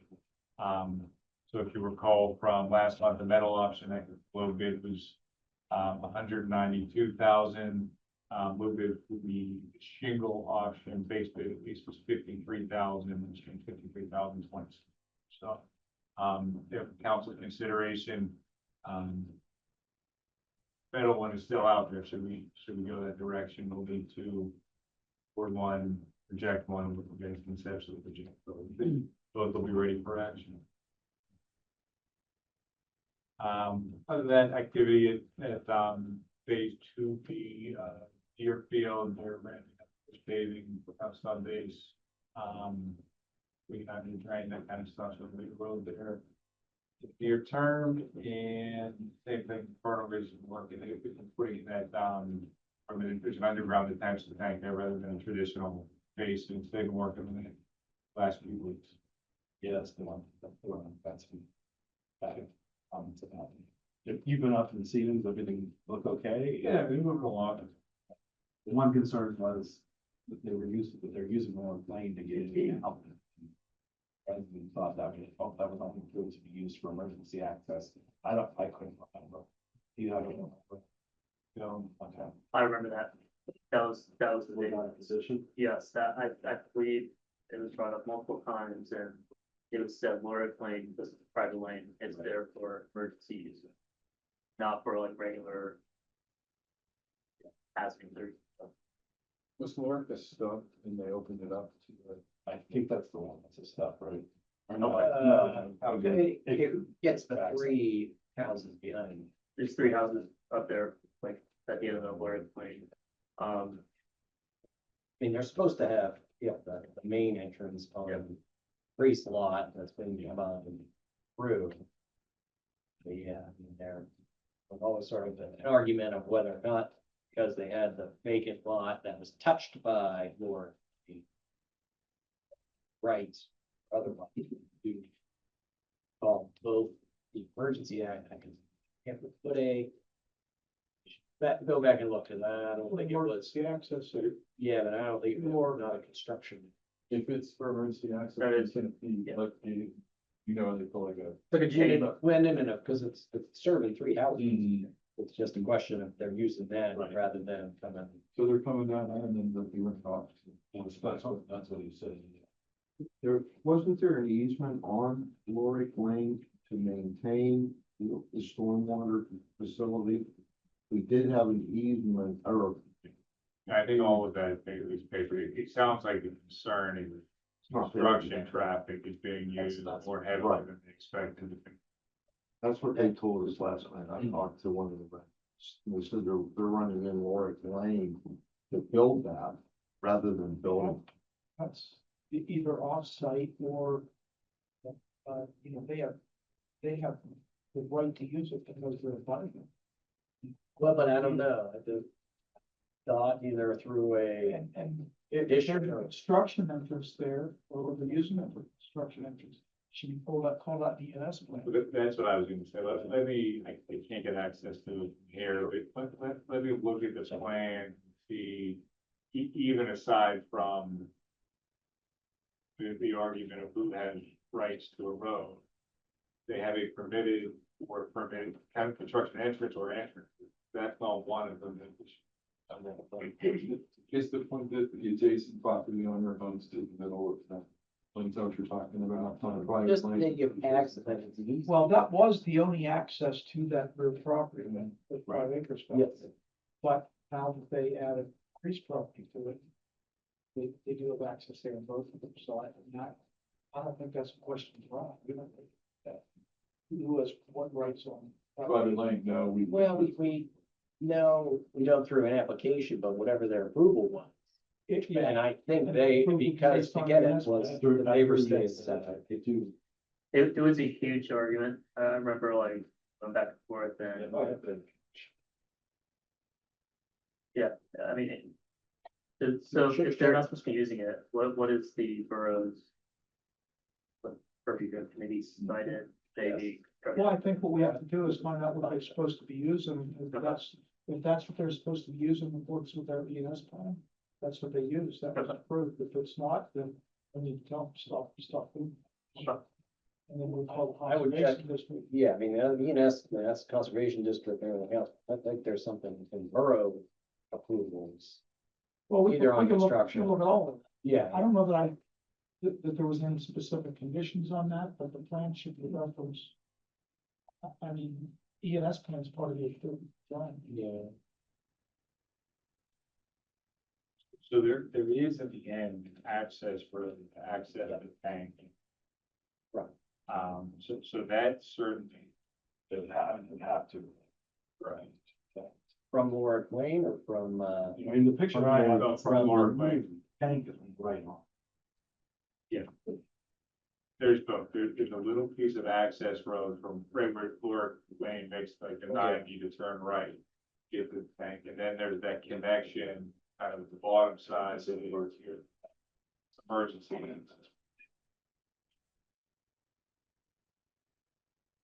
So I don't know how you would access. I remember that. talking- Specific part. I remember talking about that during the approval, because otherwise they wouldn't be able to get their service. We don't want to be like Ramblewood, we can't get to it. you're right. So we did have a right of way. Yeah. Easement down to Warwick Lane, but my impression was it wasn't for construction, it was strictly to maintain. Just that one thing. Some In order to be. Yeah. No, there's an emergency one is further out. to the Yeah. right. It's just around. The plans that I just found together that I sent to you, didn't have the ENS plan. That may be the only way they get to that point to build it. They, That's what I was there. that portion of the lower lanes is on their property, isn't it? Yes. So I mean, how do you keep somebody up there, you know? You're right, Warwick Lane till it makes the bend is actually on the property. And if we say come the other way, then maybe, or there may be an unintended consequence of like, okay, we'll grade a road in here, then we serve some trees, you know what I mean? This may be the lesser of several evil. Else wants it. That's part of you.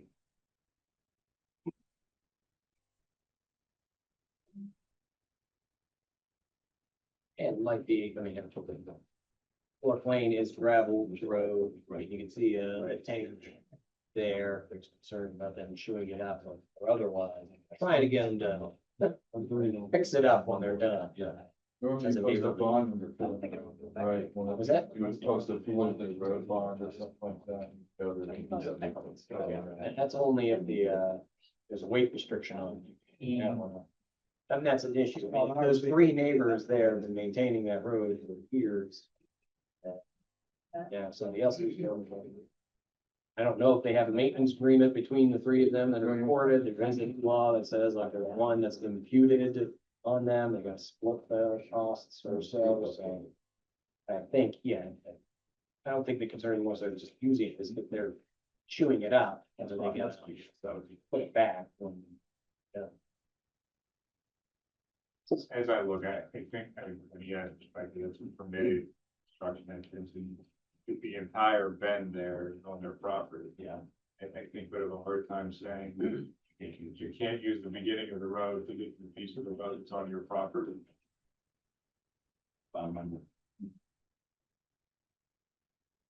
All right, any other questions, John? Yeah. Great. You'll only have one update to my report, and that is for Montgomery Road. COG has finally issued the notice to proceed. That is being issued for August 18th. And I need to confirm with the contractor when they plan to mobilize. Can't be before the 18th, but it certainly could be on the 18th. Let you know. Good. Hey, Add to my report, I believe, Max, correct me if this is wrong, is it a joint resolution I'm hoping to add to the, August 20th, taking the recommendations from the Civil Service Commission, and, the joint resolution to adopt their recommendations, decertify the current list, certify to, or authorize to begin the process of creating a list. And then the other one is in regards to the process of it scoring. Right now, we do the written test is worth 60%, and the interview is worth 40%. I can go into the reasons, but there are many why we would like to switch that and make the written worth 40% and the oral interview at 60%. And mostly it has to do with, in PA, there is only a certain number of tests that are available. They become very widely known. So scoring usually is easier. You also have nowadays with Quizlet, AI, everything has made that process so much easier. But one thing that people can't do, and everybody does that in the corporate world, when you interview someone, put them under a little bit of pressure, you're asking them questions that they're not used to, multitasking, you get to see real what their demeanor is like. We found a lot of value in that, combined with the background in polygraph. And so I'm hoping that council would accept that and we can add that to the August 20th resolution. But, and the decertifying the list, that doesn't need to be part of it, but any changes, to the rules and Rules and regulations is a regulations. joint resolution, so something like a scoring. Okay, We've been through that process before. yeah, Recommended first from the Civil Service Commission. Get the text, we adopt a resolution as well, consenting to the change. I have not been through. Oh, you're not? Thank you for the overview. Open to the party. I thought was there one more issue that you're talking about changing to, chief, or was that it? there is another issue, and when we talked about it with the Civil Service Commission, moving forward, the process for promotion, we have an active list right now, and to do this change, when I looked into the way it's written in the, civil service, it gets a little complicated and it's gonna require a little bit more movement in the language. But essentially, what happens is when someone is trying to get promoted, they're taking a sergeant's test. There is right now a scoring that if you do not meet that minimum, you fail. We're a smaller department, and that has an effect on someone.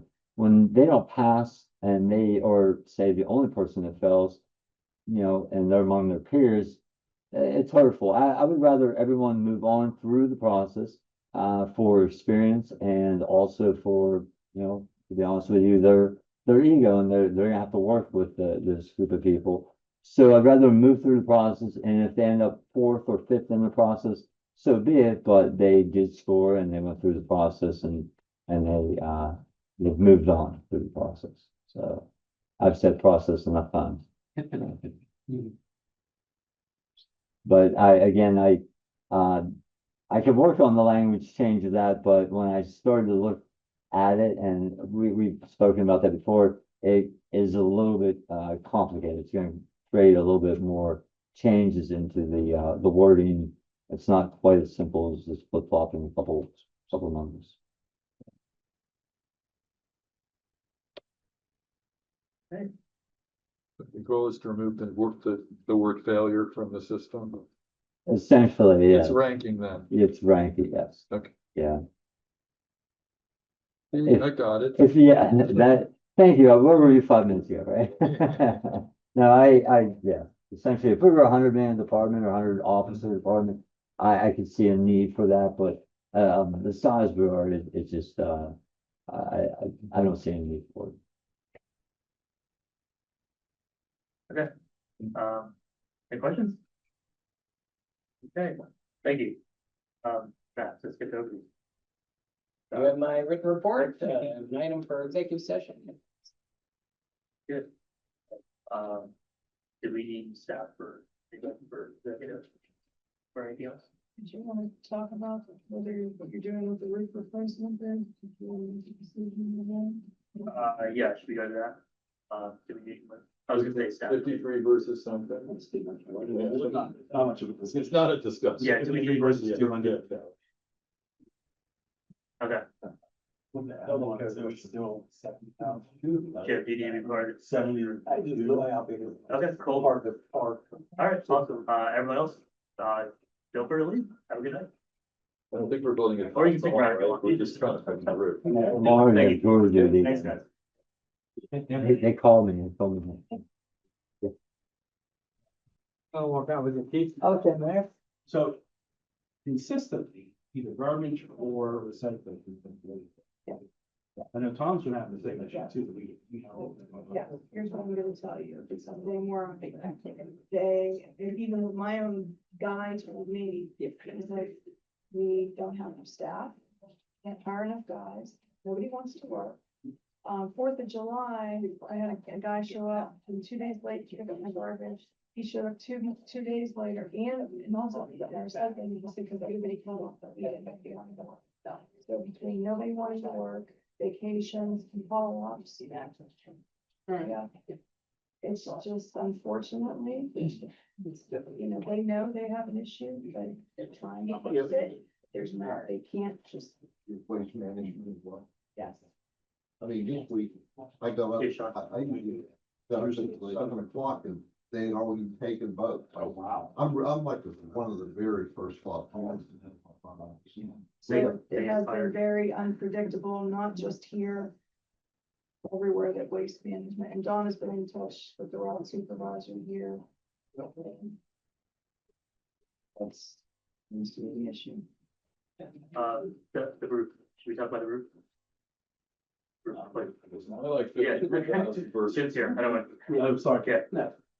Okay, so we got a pros and cons, everyone aware of the 200 versus 73, that the. 72,851, that's with all the add-ons. The Versus gutters, everything. Soccer face. Yeah. Gutters, downspouts. We have some selfish. Okay, and the alternates 210,000. 190. 190, okay. That's some change. Yeah. It's just life expectancy really has been ridiculous. Aesthetics. Yeah, aesthetics, and we were trying to go with the aesthetics, noise and the lifespan of it, it's only the sandbox, but, we did, we have, they put the metal roof on that, and then the thinking going forward, the metal could last that much longer. How much longer? There's different styles of roofs, so depending what you put down, I would assume that $200,000 is the higher end of, a roof. A roof over your broad compared to roof over your house, or different techniques. So, you're getting an extra 15 to 20 years out of the metal, but for that cost. That's a done. Yeah. I mean, it's the original roof that's on in 57 now, that was built in 92 bucks, so 4, 5, somewhere around. 2001, maybe, somewhere in 2001, I think. 25, yeah, 24 years. Yeah, so, which is, for a shingle roof, that's great in its range, because it does get a lot of wind and weather. So it's up in, and in the winter, it comes right across that. So. I don't know off the top of their head what we budgeted for this. I know we've talked about it for a while. Yeah, because you said earlier, I thought it was 90. Well, that's monthly then. Yeah, that's nice coming in. Yeah, the initial, on the metal roof, which we talked to somebody just preliminary before we did the bids, that was right around 100. We estimating them, they came in, way. It sounds like the asphalt is the right one. It's the way to go here. Yeah. Okay, any objection to asphalt? We talking about the roof? Yeah, the roof, yep, Absolutely no objection. okay. I'm good. That will hold out of sight. Okay. So we're rejecting the original metal bids, and we're awarding with all 3 alternates. Multi-alternates. So the base bid was 53,000. Alternative 1, 2, and 3 included activity center, additional shingle roof area, replacement of gutters and downspouts, activity center accession, and replacement of gutters and downspouts associated with add-on alternate number 1. I think we should definitely do that. When we built the addition on with the kitchen, they only put a new roof on that, and it's stuck out like a sore thumb. So now we're gonna put, I think that alternate is for the kitchen roof, which is probably only 8 years old. Yeah, 2018. So the kitchen roof is its own roof. There's a roof, a porch roof that was tied into the old roof. Right. The aesthetics of it never looked right when they did it. Well, especially on the porch. The porch didn't tie into the original very well. I mean, the kitchen's higher, you don't see it, so you didn't see the contrast, but the porch, when when you're standing in the parking lot, you can see. Yeah, I think those prices. Sizable. So that's a $7,600 So 70. Yeah, total. Yeah. 72,800. I think that's a good deal to do with the alternate $7,600. Yeah, no, that's the soffit fascia was replaced when they did the, in 2018, but. Well, there is some. I do want to ask, this on this is necessary, right? Pull the roof off. Yes, exactly. This project is necessary. Yeah, we put it off. Yes. Oh, okay, all right. all right. The supposed, All right, I have to ask. the concession roof is at its like, and Okay. we lose shingles and storms. Okay. And, you know, the activity centers within a year or two of being in the same condition. Okay. Out of all our structures, these two are These are the worst. the most, in most need. Okay. All right. Yeah, there's an objection. This sounds good. You know, it's good stuff. And we're still saving. Yeah, we're still coming in under budget, so. Exactly.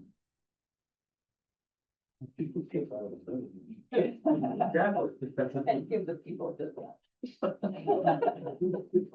Yeah, thank you. Thank you, thanks. Have a good night. Okay, manager report items, Seth? Yeah, a lot of the stuff I have kind of discussed already. Montgomery Road stormwater will be, notice to proceed on the 18th. As soon as I get finalization on the date, I will be sending out notices to all the residents. We have a, executive session item that we'll talk about for their run. The reunification site, once Max has a chance to review that agreement, will be on the next agenda. The Gaming Economic Development Tourism Fund grant, the total cost for equipment replacement, everything finished, finalized, done, $474,784. I'm going to request $374,784 for a grant from the county with a match of 100,000. Applications are due August 22nd. We supplied you with some drawings and blueprints of that for you to review. Is that in addition to what's happening in Blueberry, or is that taking out part of the Blueberry Path? So we replaced the right-hand side in 18, I believe. Yeah. Was the date. Left-hand side is originally from the 90s. So all that. All of that's gonna be stuff is- All the metal stuff with the Correct. far end, Okay. windows and. So the central tower structure will be ADA compliant with ramps. And then there is a wire cable jungle gym type apparatus and then swing sets. It was a cool design. I believe it was. Get your final funding on the old ones. Well, the port in place is expensive, but it's a requirement for the ADA compliance. And then the labor cost, labor is expensive. And where are we coming up with that $100,000? Is that? According to my finance director, that we have it in the budget. Okay, well, I haven't got a chance. Somehow he always. It's in the budget. Yeah. $20,000. 20%, yeah, exactly. Comprehensive, rec parks and open space plans, met with the DCNR. We're gonna start on that process. We received a grant for half of that. First part will be the SO, or, the scope of work. We get their approval, then we'll move on to the RFP, which I'll need the DCNR and then council's approval to move forward. But the big thing that I need from council is, a committee to lead it. So, we need at least 5 to 9 people. If you have any recommendations on, people in the community you think would be a good fit for that, please send them my way. And then the 79, Wexford corridor is set to start construction on the 18th. There are gonna be 2 laydown yards in Franklin Park for that work. One of them is at 2626 Wexford Main Road, which is the empty lot next to UPMC. And then the other one is the lot behind Adrian's Pizza. So my understanding that the closer lot will be where they have their functional equipment, and the further lot will be where they'll store their bulk goods and bring them up as they move forward. In fact, we sent a blast out to the community looking for volunteers for the comprehensive. Yeah, I wanted to get the estimate of it. You done first Okay. and have like a better Yeah. scope of what I was gonna be doing Yeah. before I started, really Collecting soliciting people, yeah. Maybe I would like to be on that. But that- I mean, that's how we did it the regular conference. Yeah, but then we had some from council, some from commissions. And Actually, we had, I think it was council. yeah, I think it was 4 council members and 4 planning commission members. I have to be on both. This time I think maybe EDC would be interested. I met with them this month and they Yeah. already expressed their interest. Yeah. But yeah, I'm trying to get like diverse group, so like some people involved with baseball, which is great. Or some of the different organizations that we serve, obviously the EAC with outdoor space, and try to go from there. I think that's real good. I'll put my name on that list. Your potentials, I'd like to be on that. And then Acorn, the bathroom, we got notice today that it's complete, it'll be shipping here, directly. Planning to have it arrive either Tuesday through Thursday.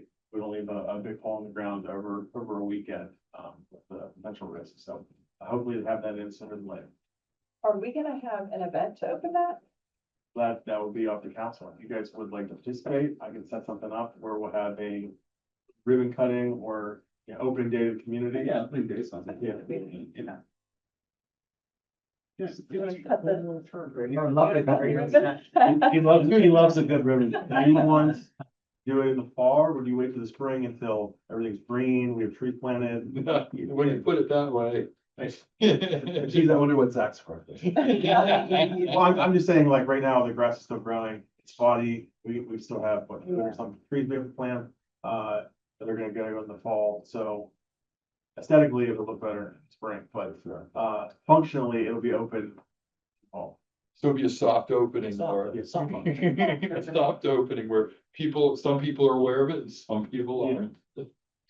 But if we're gonna have media come and take photos and all the great work we did visually, It's for spring, yeah. Or you can just Photoshop on it now. Yeah.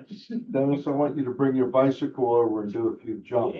Actually, I was just thinking maybe, make some nice connections up to a flyover. Yeah. Jack from the fire department, I don't know, he's the 88 or something like that. He's got an electric bike and he asks me every week, it's gonna be done before I die. It's gonna be. Oh my done gosh, tell me, That's what I told him. He said, it's not official, but go ahead and try it. That's the one you should have done. He tells me he doesn't start any new books. None of the traffic. Doesn't like to get a whole gallon of milk because he doesn't know. Yeah. wow, But that's everything I have. okay. Zach, the 79, so the insurance.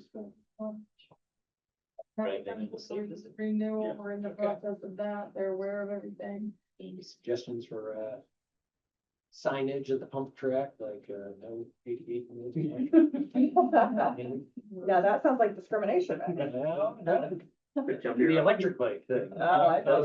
Anybody on Jump electric. here. Like just of the property or on It the is property. the property, but depends if they go flying on it and hit the ground or otherwise. I don't think it's very fascinating. We're not, Not dirt bike. we're not creating exceptions. Well, yeah. We're not creating exceptions for liability. Good, I mean, that's real estate. Well, this is our insurance. That's carrier, why but we're take care insuring of it, is yeah. watching it. Yeah. I've seen a lot of kids now, they're taking their kids over Marsh, my grandkids over Marsh. And they have these scooters, Yeah. just a two-wheel scooter and a handlebar, and they're flying like 30 miles an hour. There's a lot of ne'er-do-wells around Franklin Park riding those around. Oh, yeah, near the 7-Eleven. Well, they've Come come on. right into Franklin Park. Oh, now they've even paid it then, yeah. Yeah, it's like, Multiplying. it's almost like one of those motorcycle gangs when you watch them. There's like 5 or 6, they're all. These things move. They do. They're in the road, like they're taking up, like there's 2 or 3 abreast and they're in the road. Where's the chief now? Yeah, because they're I not know, street we need legal. feedback. I They're not know. supposed to be on the sidewalk. Recently, they've. We don't do it. And I don't They think- go to I get parked. Is that electric bikes or if it was. Police were involved. Think about that, there was a couple They kids. become a scourge on the community. Absolutely. Zach, I do have two Yes. quick questions circling back. Number one, how was the MS4 meeting with DEP? It was good. I believe I understand what they want, but that changes with them sometimes. So Do they know what they want? That's the. That big. we shall see. But no, I met with them again with Justin to go over, some of our applications. And I believe we're all on the same page as well. So, Okay, great. right now, we're just trying to get access into those facilities or to do those projects. Perfect. And my second question is, we keep saying on the agenda, the bills are available on the website, but I cannot find them. Are they on there? That was something I think Reach and Deanna were talking about, but I don't know that it ever. Okay, I sort of assume that it We should either put the narrative off. Right. Cause Chalking it up to user error, but it's not. Right, well, I assumed it was me, but I can't, open up the can of what we're paying for internet at every park for security cameras. The summary, yeah, we had talked about Oh, like a just summary. okay, yeah.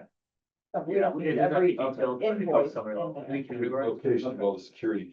Well, but still, this Let me is know all if you. information, right? We're not trying to hide the ball here. We're just trying to, but yeah, I think that would be useful Okay. to have even just a summary of it. Helpful for people, especially now, almost harder when we're hammering the budget, to kind of look.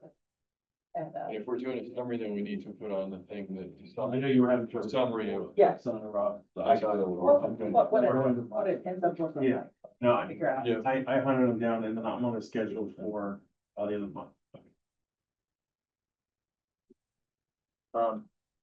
Anybody else have anything or? Is that the I-79 interchange project? Yes. Looks, can we put a, on our website, we have the alert thing. Mhm. We should probably put a notice. It could be helpful for residents. Yeah. I'm not sure what's gonna be intelligent with in traffic situation, but, it just might be a good idea for residents. There's a parking lot on 79 on North this weekend, I want to see this Saturday. There's Just park. There's some construction, project going on by Cranberry, on 79. Yeah. It wasn't being managed at all. They It's just, finished the park, they finished it on Sunday. Uh-huh. I came down 79 on Sunday, they had the lines and everything done, it's all paved. My wife went to Ohio Saturday morning to have breakfast with a friend of hers, and she waited 45 minutes from here to get onto the turnpike. it's just, it was, Saturday. Okay. it was just a parking lot all day. Most people that knew what they were doing moved over to the right and got off on Warrendale and left and got back on Madison. Good to hear that it's no longer. Okay, anything else? Just one thing, I guess I should have mentioned with Gary and the chief were here. Speaking of Warrendale, Saturday night I went out past the gun club, past Camelot. Yeah. And remember we talked about their plastic. Traffic Stop cups. of the plastic. Yeah, they decided not to put them in, they actually put, pay phones in. Yeah. Where is this? You know where the gun club is, Northside Sportsman, it's right outside of Warrendale. Kristen Jurgles. Yeah, okay, yeah. Circles right. over that way, Yeah. you come into Warrendale by the fire station, you make a right one to the turnpike. And right around the bend, they put plastic ones in for like 3 years and they would take them out in the winter. And then reinstall them in the spring, Okay. because they could, for the plows. and Yeah, stuff. yeah. So this year they hadn't put them in at all.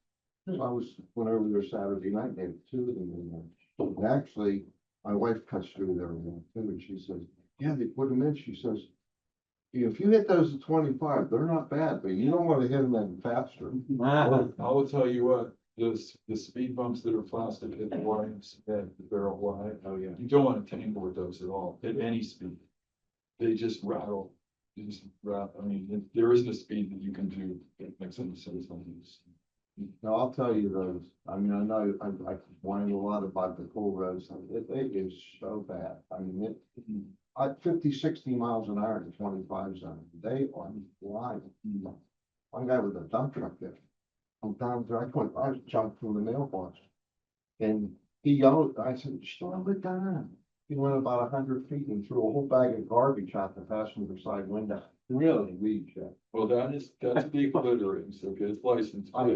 He was going too fast. That I didn't take a speed rating for him. But anyway, I really think as we move forward, I know we put in for some grant money, but boy, would I love to see something done this summer, something. Of course. It's really, I'm complaining, because I probably find myself on 30, 35 on that street, but we're talking 15 and above. I think the chief even confirmed that it's the highest violation rate of any study that's ever done. And Tom, I can't hear you down this way. I was just saying, the chief had confirmed that full road is the highest results he's ever had. Like 68% of them were ticketable. which means that's over 36 miles an hour. Should be ticketing. They're there all the time, but it still doesn't stop the people. Gonna get worse when school starts. Cause I know so many of my friends take that road to get back way into Nash. Chief, you should put some people up there. I had a neighbor friend. They sat there for like the first week of That's school, what they do. and then they weren't there again. But they nabbed enough of and gave enough warnings that it did make some difference for the Nash anyway. Yeah. Anyway, I don't even have to put it in the minutes. I just hope if we get some of the money and the, Yeah. if we can consider it, and it really is a significant. No, absolutely. Totally agree with it. Okay, cool. Anything else?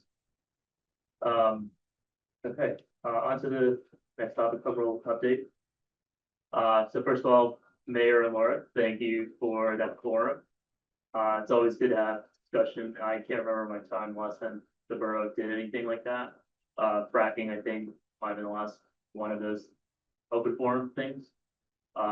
There were a lot of good questions. Zach was there, so thanks for jumping in. That was good to have like facts presented.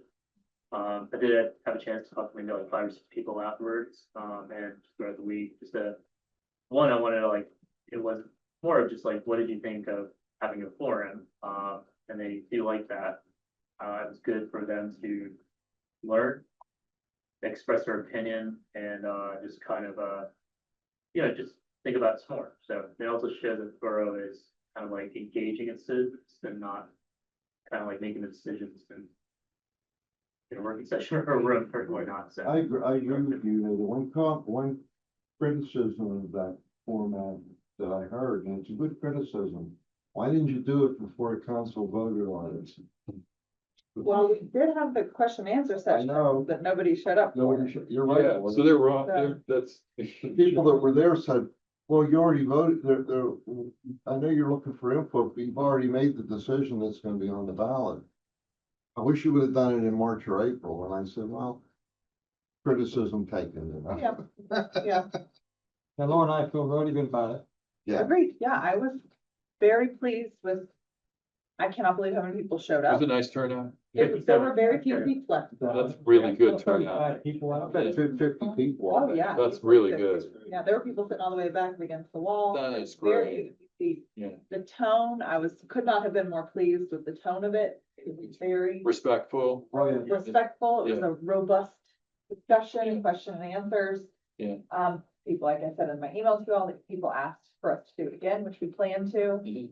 Um, That's good. that That's all. brings us to a question. Would you both be willing to do this next Wednesday, August 13th? I'm actually not available on it. Big Laura and I talked about. Okay, yeah, we did, okay. but I am, and I believe Tom said it's available.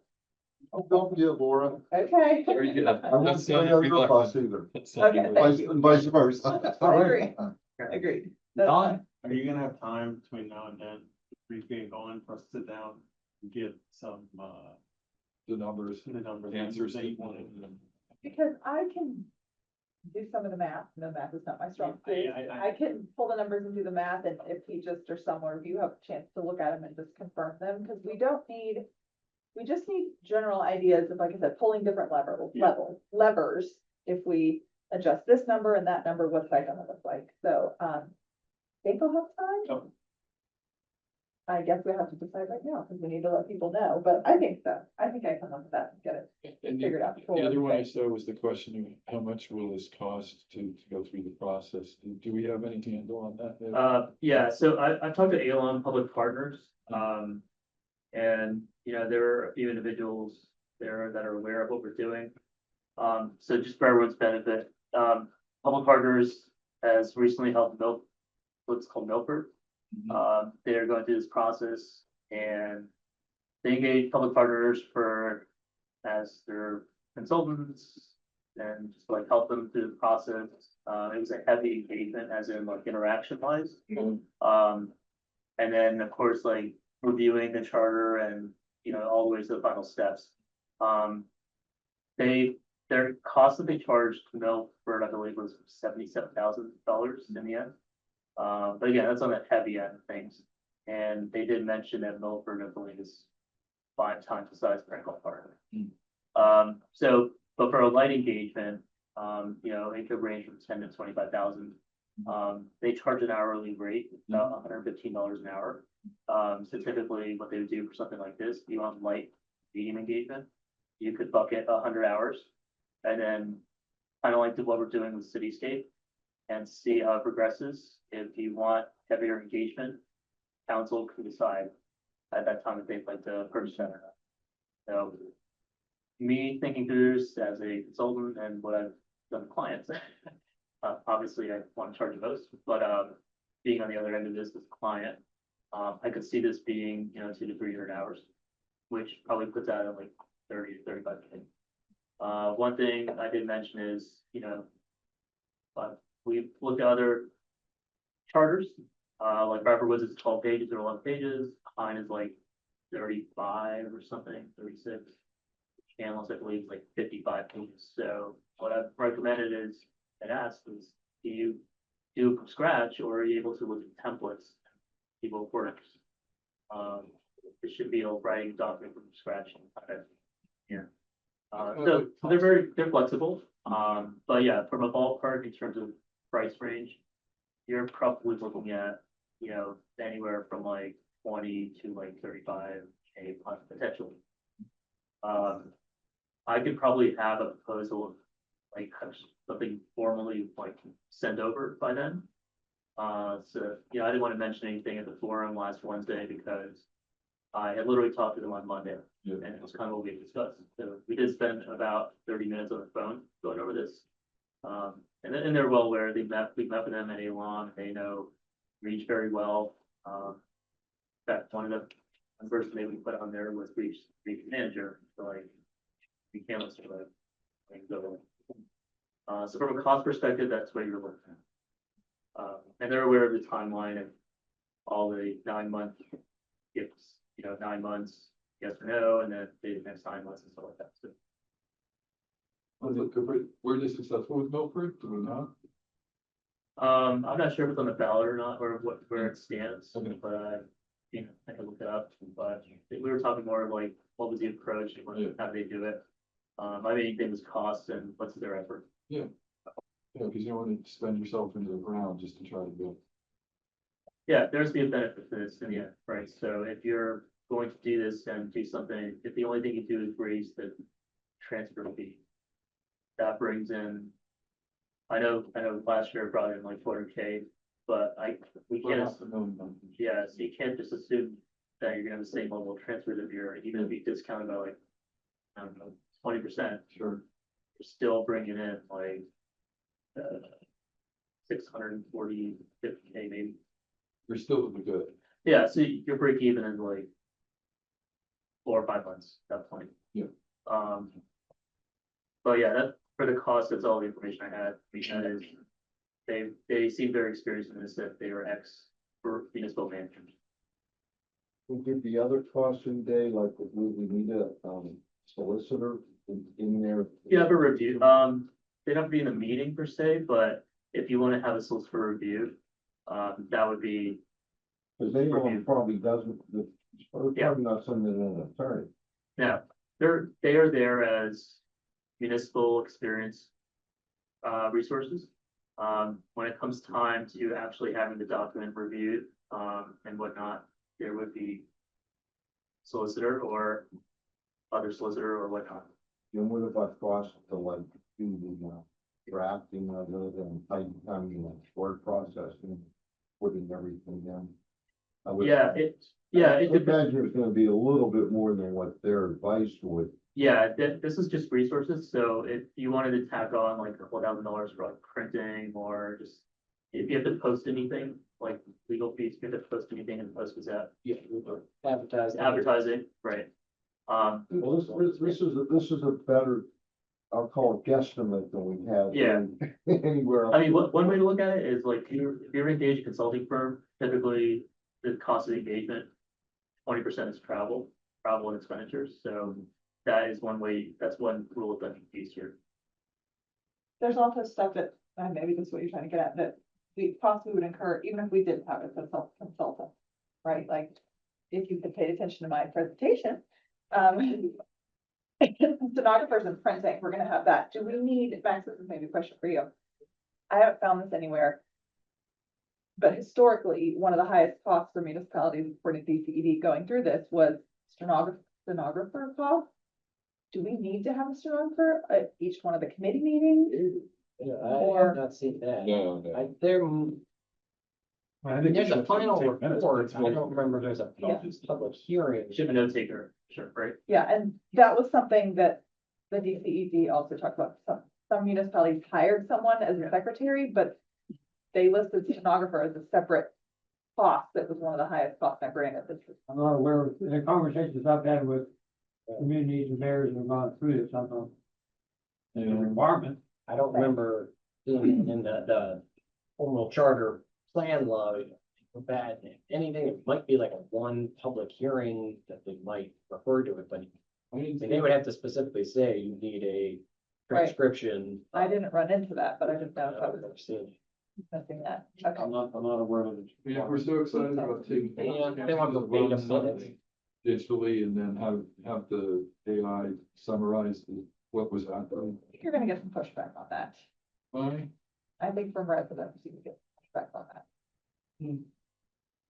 What would the pushback be? Lack of trust.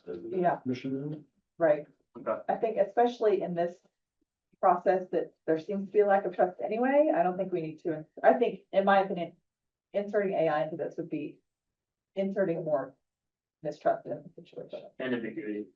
when we already have some folks who are, Somebody's gonna have to input comments and say, yeah, let us draft the way this may look at that.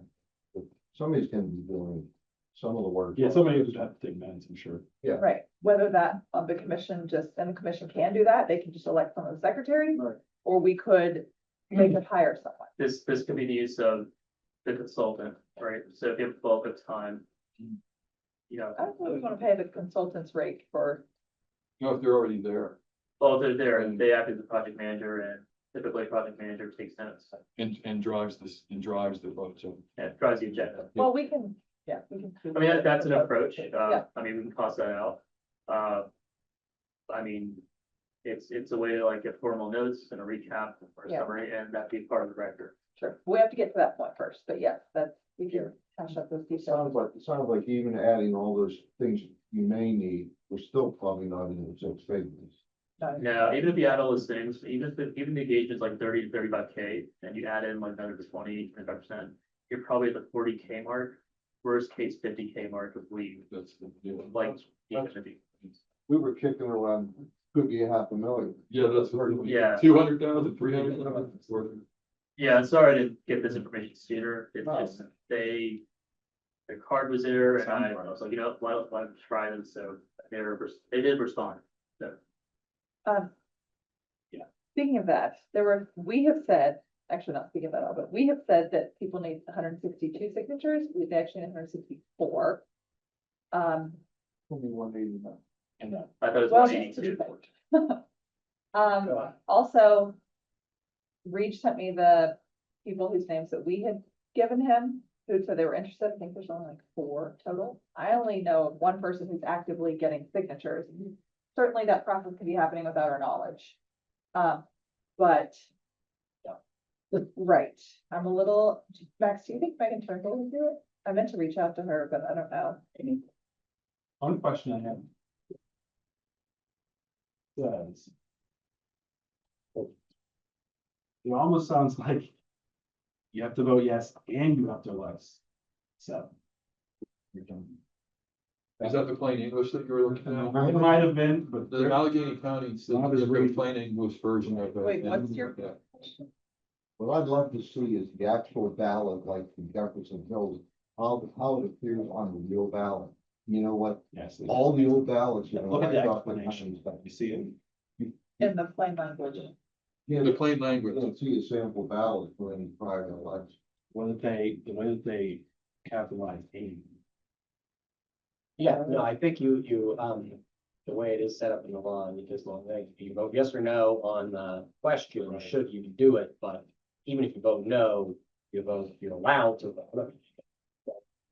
have to be given the option to pick from there, and then there's a write-in. I don't know what they do in terms of they don't have the, I've read before that you can, they can appoint if there's not enough, I don't know. well, that means, yeah, they can appoint vacancies, but But it's you got not an a issue if you have vacancy, it was one never person, yeah, like one person. So we need to sit at the polls with write-ins and ask people. So Yeah, you write- write-in, I think it's one You get sixty. the same amount of numbers that someone, think the so. one before, that's what it is. They do. Yep. That is for sure. They have to get that. So That's a lot. that's a lot, and that's a lot, lot. especially if you're trying to fill more than one. So. We can kind of, you know, it's, That's it, that's it. It's I mean, clearly states. That's it. that's how I read it. If you vote, if you would No, vote, I mean, in the DC. Oh, it does? It Each says- document. Yes, if you don't populate, Fill it. right. I don't know if that'd be, but at least a quorum, then good, you got. Laura, what Yeah, happens if you don't or- fill it? But it's, That's, yeah, okay. It Even doesn't, if it passes. even if it Right. passes. correct. if you vote no, then you wouldn't. You're not gonna appoint any. If you vote no, you wouldn't select from the. Well, you should, Yeah, because then if right. it goes forward, you Just in still wanna case. stay in who's, Well, even if you vote no, Yeah. you should vote. You for- better Yeah. appoint some, you better vote for people even if you. because even if you vote no and it passes, don't you wanna say and Oh, I who see. goes on What the, happens next? on the commission? Let's just pretend like it passes, like, I don't know, by like 2 votes or something in the overall thing. This is all hypothetical, and let's just pretend people just did not, they ignored the instructions and only like 20 people voted. Is that enough? How many people voted Or for? people, like, the people, like, the nominees? Yeah, they don't need to. They're on. That's the right. Yeah, Okay. write-ins. As long as they're on the ballot and They're on. they have some votes. Correct. One. As long as they have one. The top vote getters, no matter how Top many vote votes getter, they're on. 7 with one. Yeah, exactly. Okay. So if, for someone, in order to be a write-in, they have to get at least the same amount of signatures that you would need to have gotten on the ballot, which, sorry, same amount of votes as signatures, so then you want 64 people. So if you wanted to have people write you in, at least 164 people would need to write your name. 150 would not be written. But if you're on the ballot and You just need You one get vote. 2 votes, 1 vote. allow two Right. or whatever, That's you the know. vote. it's, Right. Laura, I did want to correct something. I said at that meeting, you do have to be a registered Yes. voter to be on. Oh, yeah. on the list. Yeah. Yeah. I thought at some point Okay. somebody had said you didn't need, you just had to be a resident. Resident. Good It's gonna be an elector. You have to be an elector, is the exact Yeah. word. You could petition if you weren't an elected. That's true, yeah. Yes. I looked that up. You don't get to participate. And Yes. Make sure. The people signing the petitions, the residents. Okay. Is there a requirement? Do they have to be 18, They have Eligible to to be be elected, eligible to vote, or they right? have to be. Registered. Registered to vote? How about circulators? I mean, that law is all. I know, it depends on what it Pretty is. much, anybody can circulate from anywhere. Just registered voter, that's it. Except Google. And But residents? yeah, I mean, I thought it was helpful, at least in terms of. I don't think we got this far last year or so, but at least in terms of the response from the elections division. Yeah. Did notice they changed, like I. Put our question referencing Borough of Franklin Park rather than municipality, because nobody knows what municipality is. Yeah. And I got that approved 2 years ago from Al Sitnick when we sent them around, Yeah. and this time they switched it back to the municipalities. And that's what it says in text, so they would go by, but yeah, in terms of the questions of the time period, it is open season. It started, Yeah. it started, Yeah. Yeah. Monday, I think it What's started. stressing me out, that we don't have, Tuesday. Right. Tuesday, yeah. Yeah. One of the Yeah. fifth. Fifth to the 26th. Yep. yeah, last Tuesday with this one. So next Wednesday, Laura. You're good to host the forum? I'll be there. Kathy, can we, set out the blast? We did last one. Yeah, the people whose names you have, the good time to select signatures. We got people So registered. because the Civil Service Commission met at 5, it is 7, just to make sure, but is there anything else on the calendar? Is that, Not that I'm aware of. Like I said, we keep Wednesdays for council specifically, but because we knew Civil Service Commission is always early. Yeah. You allow them to be, they should be done. So are you gonna do 7 p.m. again? Yeah, so what you're saying. Does that work for you, Tom? Yeah, that's fine. You know, make it 8:30. There's so much interesting stuff left. Well, we can stick to that. We don't have to put an end time. 7 p.m. on the 13th. Thanks for doing this. Let me know how it gets work. Would you throw out blank nomination petitions on the table there and let people know at the end if they're interested in actually participating as on the commission? They can circulate the nomination petitions according to instructions. They were different than the. Right, yeah, they are, yeah, because they're nomination petitions. But They're you can big. download them from the county website, they have the specific Yeah. issue. We Yeah. can have that, I'll add that. What's the time span? Do they circulate for like 20 days or something? 3 weeks. 3 Yeah. weeks, yeah. And it's already started. Yeah, it started on Tuesday. Yesterday. Yeah, Started yesterday. yeah. And I don't think, I mean, I think in terms of when it's handed over at the counter, they kind of like look through and maybe count. It's not like. It takes a when you go petition challenge or a paper challenge. To knock them off the ballot. Well, it looks like there's a challenge date on here, so. Well, that's Somebody under wants to the, challenge that's under the election law. Okay. And it's triggered on when it's submitted. People can submit as they go. Okay. I think what you're saying, and nobody's gonna sit at the counter and go, that's no good, cross that out, that's no. It's not like it when you file at the state in Harrisburg, and go through with the black mark. I don't know, that's what I was. Hey, Max, the person being nominated, you know, do they need to sign the paper? I think it's on there. I don't know if they sign Yeah, there's everyone no- or the. They also have to file one of those, state, ethics, financial interest, that's like fine. With that thing? or- When they finally file it with the, does it come back to you? The statement of financial interest comes to Yeah, me. yeah. What about the papers? Do they go to the county? They go to the county. Okay. Right. And then what else is on it? So the SFI, there's an oath, I think there's an oath. It doesn't have to be notarized now. Probably a So You're circulator. declaring that you're. No fee and that doesn't have to be right. Yeah. No, I've asked you about her financial disclosures, because she filed them to be on Civil Service Commission, but she needs to do it again. She did, I think she filed an amendment with me. I think she did that. Okay, I'll double check, but I think she did. she and I talked about that, one, but okay, cute. So you can't secretly nominate. And we think it's- Unless you write them in, 162 times. Somebody needs to put it in the 100. Make sure I spell their name right. Yeah. Okay, anything else on this or? Okay. Okay, reports from council here, Luke, do you want to go first? Yeah, I don't think I have anything else. Okay. I already mentioned mine, so. Yeah. Okay. I don't show them. I'm good tonight. Okay, Laura? Nothing further. I'm good.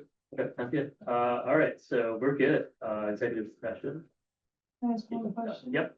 When do you want to discuss about cityscape and moving? Oh, yeah. Do you want to check the Yep. contract and then do you want to email us? Yeah, I'll just email everybody. Okay. Bye. It's like 10 or 11 steps. Let me know if you want it on the tree. Right, I was trying to look real quickly, but I need to. look. Yeah, yeah. You I want think us- that, I feel like we yeah. might. We can tell them, it's probably fine. You tell them 2 weeks, right? I would avoid, deliberation. I wasn't looking at it from. No, I was reading. Yeah, okay. I was reading. That would avoid deliberation by email over whether or not you're gonna move forward with. No deliberation. Either doing it now or at the pre-meeting. Yeah. But you could say. Yourself, you could certainly. Okay, so we'll just decide in pre-meeting that. Yeah, so nothing in the email that says, I think we should do this. Exactly. Yeah. Or I think we should not do. Yeah, don't say that. So I'll put it on. Yeah. Discussion topic. Yep. I guess Susan reached out to you, you know, and if it's an issue, what the. She seemed okay and excited. but- Here. Okay. All right. Yeah, so we're going to executive session.